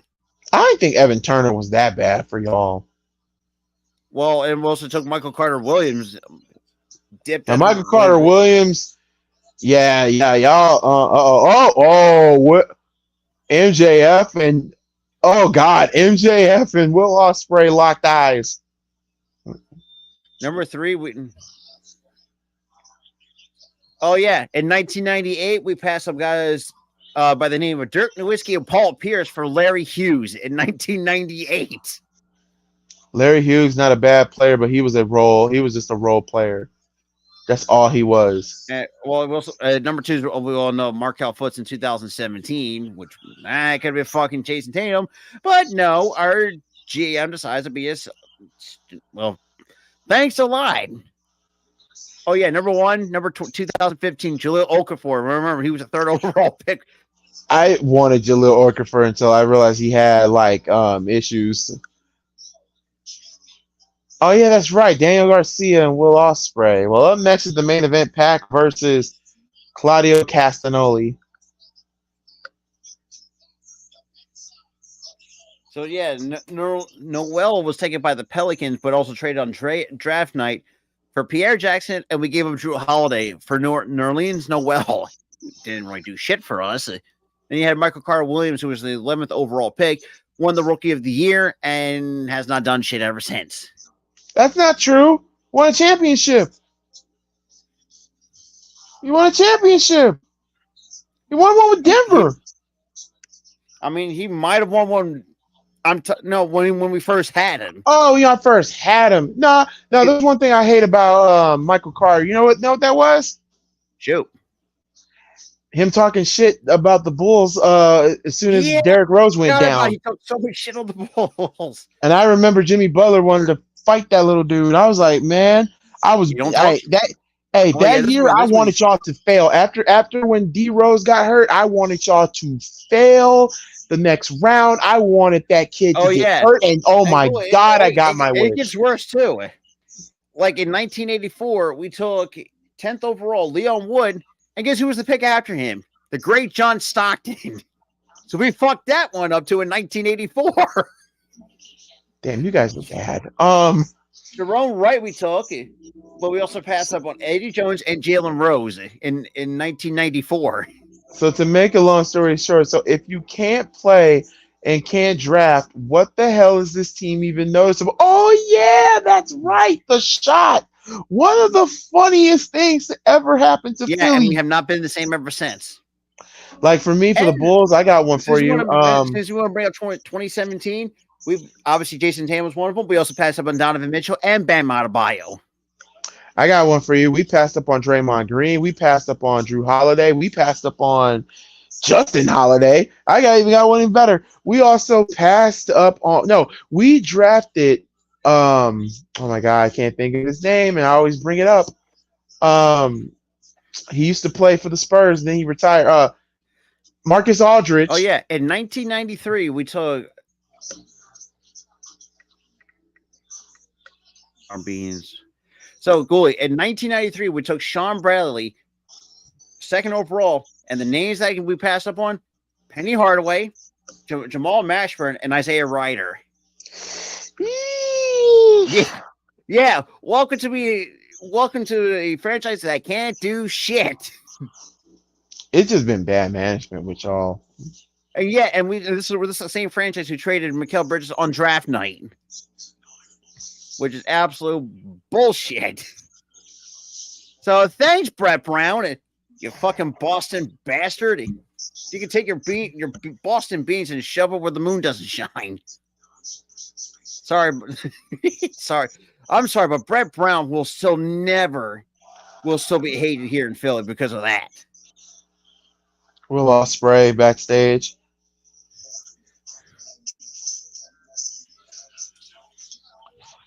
Oh, damn.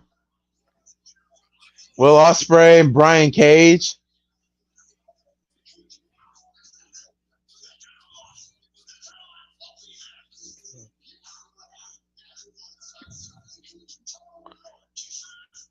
So at Collision, it'll be Brian Cage versus Will Ospreay for the championship.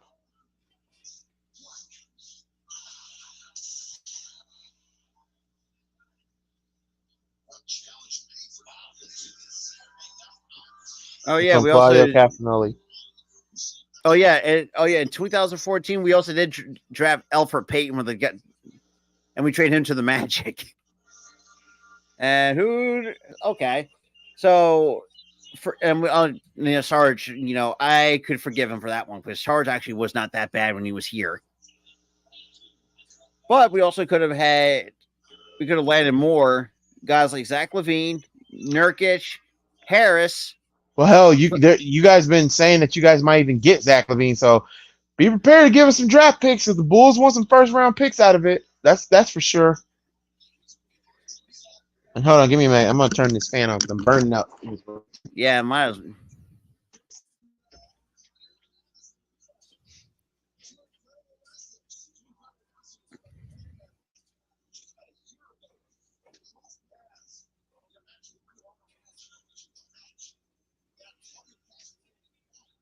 Ooh.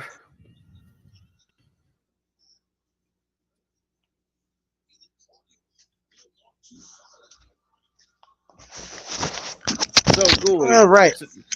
Since we took Evan Turner with the second pick in 2010, but we did pass up guys like Gordon Hayward, Eric Bledsoe, Boogie Cousins, and now Paul George, which is kind of funny now, almost like 14 years later. I got one that will haunt the Pacers. Are you ready for this one? Oh, geez. Drafted Paul George. No, actually, no. Drafted Kawhi Leonard, traded him to the Spurs. Oh, yeah, that was so... I think it was for who? I think it was for Jeff Teague. Was it for Jeff Teague? Well... Oh, the Bulls let's draft DeMarcus Aldridge. Needed a power forward. Nope. Traded for Tyrese Thomas. Guess who it was for George Hill. George freaking Hill. Oh my god. That bit Indy in the ass right there. Oh my god. Imagine Kawhi.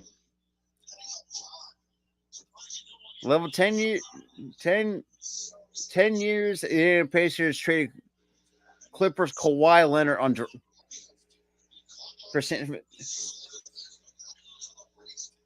for George Hill. I mean, he was okay.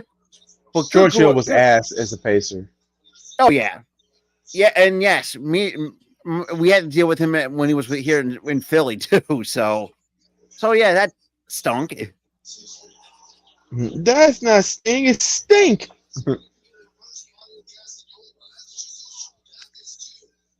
It was 9:56. And game 6 is Saturday, right? Or Friday? I think so. Oh my! I'm gonna tell you right now. If Florida, so this came out in 2012. The 20 worst draft day trades in NBA history. Number 20, you had the Cavs sending Charles Oakley to the Chicago Bulls. So Cleveland sent you Oakland to the Bulls for Ennis Waitley and Keith Lee, not the pro wrestler Keith Lee. And Waitley, on the other hand, averaged 5.6 points per game over his 10 years. Holy crap! Over his 10 years. He lifted that man up and just... My bad. Oh, yeah. So 19, Chicago gets a brand for Chandler. Wait, who? When you gave up Elton Brand for Tyson Chandler. That wasn't a bad trade. That's according on this list. They actually had that one at number 19. I ain't gonna lie. Elton Brand's tenure was bad. Like, to me, it was bad. He only lasted for 2 years with us. Number 18, the Rockets let go of Gay for Battier. We still had a prime Yao Ming and Tracy McGrady in 2006. For Rudy Gay, for Shane Battier. Oh, God. That is a name. Oh, yeah. Number 17, 2008. The Memphis Grizzlies chose O.J. Mayo while Minnesota gets Kevin Love. Yeah, that was a bad trade. And it made it even worse. O.J. Mayo is not even playing in the league. Part of that trade, too, the Grizzlies also sent over Mike Miller, Jason Collins, Brian Cardinal in that trade, while the T-Bars parted ways with Greg Buckner, Marco Jaric, and Antoine Walker. Good Lord. Well, since we're going to laugh at the Knicks, number 16, the Knicks trade the franchise for Antonio McDyess. This was in 2002. With Amari Stoudemire, when you had Amari Stoudemire and Cameron Butler on the board, but the Knicks opted to choose the Brazilian center Nene Hilario with the 7th overall pick in 2002. and the subsequent the ship Nene, Marcus Camby, and Mark Jackson to Denver for Antonio McDyess and the 25th overall pick. Yeah. Good Lord. Oh, in 1996, you also had them at number 15. The Minnesota Timberwolves trade Allen for Marbury. Is it back into AEW? Yeah, with, on my end. Because I'm on picture in picture still. Number 14, you had the Suns missed out on Luol Deng and Andre Iguodala. So in 2004, Bulls got Luol Deng, and that panned out really well for us until Tom Thibodeau, Teletubby bastard, ran him into the ground. So the Suns shipped to Chicago $3 million cash and a 2006 first round pick. That was, which, as Gooley said, the Bulls will take on Select Deng, who've been a great player for them throughout his career. Oh yeah, the Suns have back-to-back. They also trade away Rajon Rondo at number 13. Oh my God, man, Dub will be on suicide. As compensation for the number 7 pick in 2004, the Suns received what turned out to be the 21st overall pick in the 2006 draft. With that pick, the Suns selected Rajon Rondo out of Kentucky, then promptly traded away from Boston for more cash and a 2007 first-round pick. God. So, either way, you could have had him and Steve Nash in your 1 and 2 for the Suns. Beautiful Hurricane Rana by Pax. Honestly, he's kind of crazy, but whenever his time with AEW comes to a close, I can see him making the jump back to WWE. Oh yeah, definitely. Nice springboard moonsault. Yeah, honestly, I don't know about Claudio though, because I don't know if he still has bad blood with the company.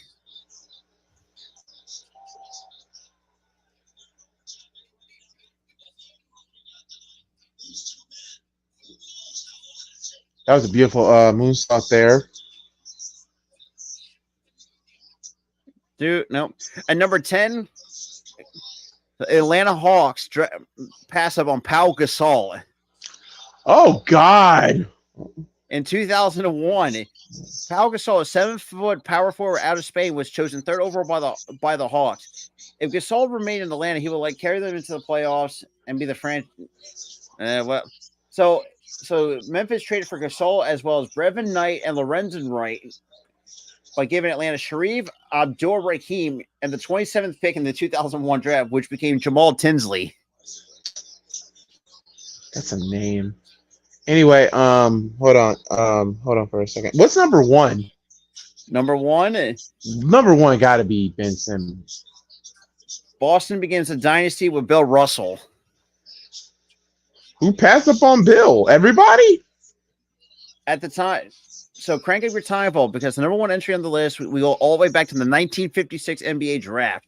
Entering the draft, the St. Louis Hawks had control of the number 2 overall selection, and the Rochester Royals already selected Shugo Green out of Duquesne with the first pick, since they were unwilling to pay the $25,000 signing bonus that was requested by Russell or which team ever drafted him. So the Hawks drafted him number 2 overall, but Boston's head coach Red Auerbach had his sights set on Russell, and they gave up Easy Ed McCauley and Cliff Hagan to get Bill Russell. Beautiful super kick by Pac. We all know about the Hornets sending Kobe to the Lakers. Boy, yep. Yeah. And Milwaukee passed up on Dirk. That was going to be Red Arrow. Oh, Red Arrow. Nope. Number 4, Sonic Steel Pippen for Polynice. Yeah, I remember that one. Yeah, and yeah, like you passed up Pippen to the point. Nah, the Bulls were smart enough to just make a deal with somebody, and hey, you got Michael his playing partner. Oh yeah, the Rockets also did give up Richard Jefferson, Jason Collins, and Brandon Armstrong for Eddie Griffin in 2001. Not the comedian Eddie Griffin. Number 9, Claudio about to go for the spin. But you got him in the swing.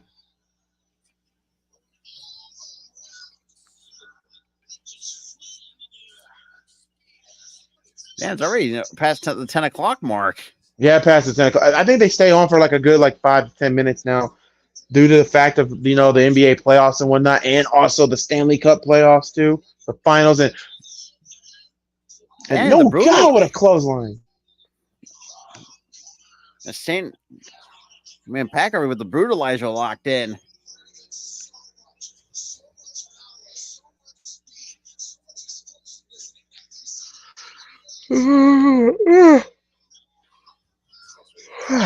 I was playing NHL 2005 the other day, and tell me why I try to recreate some of the Mighty Duck characters like Charlie Conway, Dean Portman, and all that. But the only thing I will say about those about sports games, though, oh my God, the save file on them is a massive headache.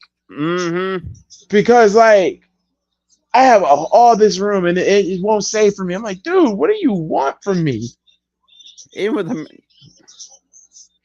Madden wasn't even that damn picky. Sharpshooter. now I'm saying it's a nice little crossface by Claudio.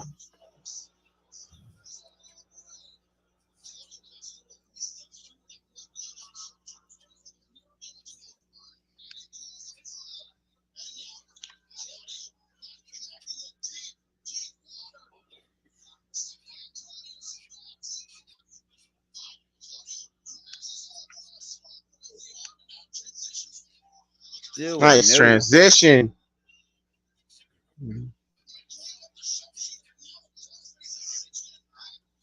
Roll up 1, 2, and no. Oh, we're gonna go with this multiple pinning combo.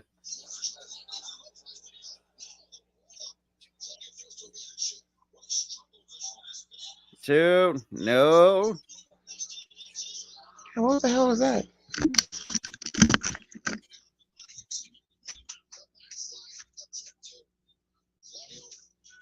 My bad, because I thought I heard a big old explosion, but no, it's just somebody popping out fireworks. No. Oh yeah. By the way, Pat gets the win over Claudio. Okay, I think I'm about to get to that part, and after that, we can end the stream here. So Pac will take on who? Pac face off to. Yep, I just got it. Pac with the crucifix. I love Brian Dance's going, whoa!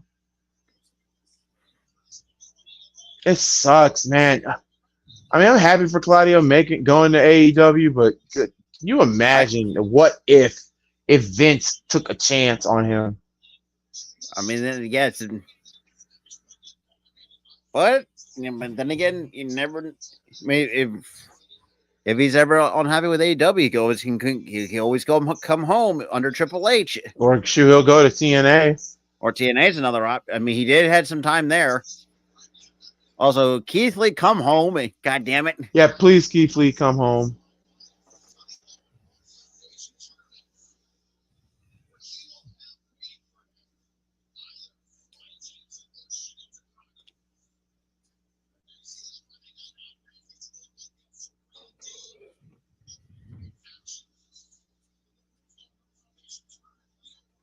Leo Rush versus Action Everett. Action Everett, please let Leo Rush win that. Claudio says he's not going to shake his hand. Wow.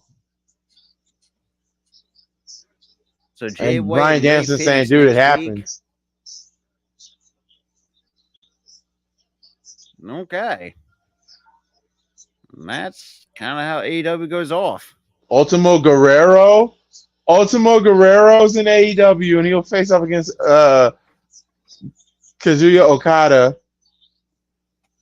That's a name I'm not familiar with. Trios match next week on Dynamite. Ray Phoenix versus Jay White is next week on Dynamite. Swerve and Ospreay versus Gates of Agony. And AEW just ended off. They just low-key ended. Multiple.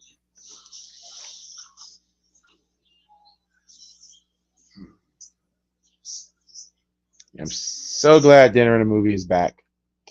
But let me exit out of the Fire Stick.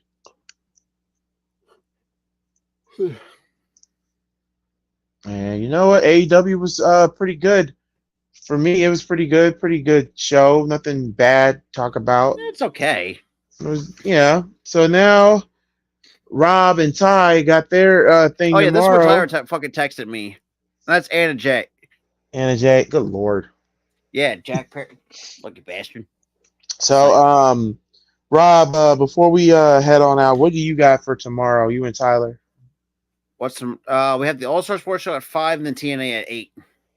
So there you go for that. For me, around like 6 o'clock, 7 o'clock, I will be doing ACW. I will try to get that that live done for you guys because I was going to do it for Father's Day, but I wanted to take a break.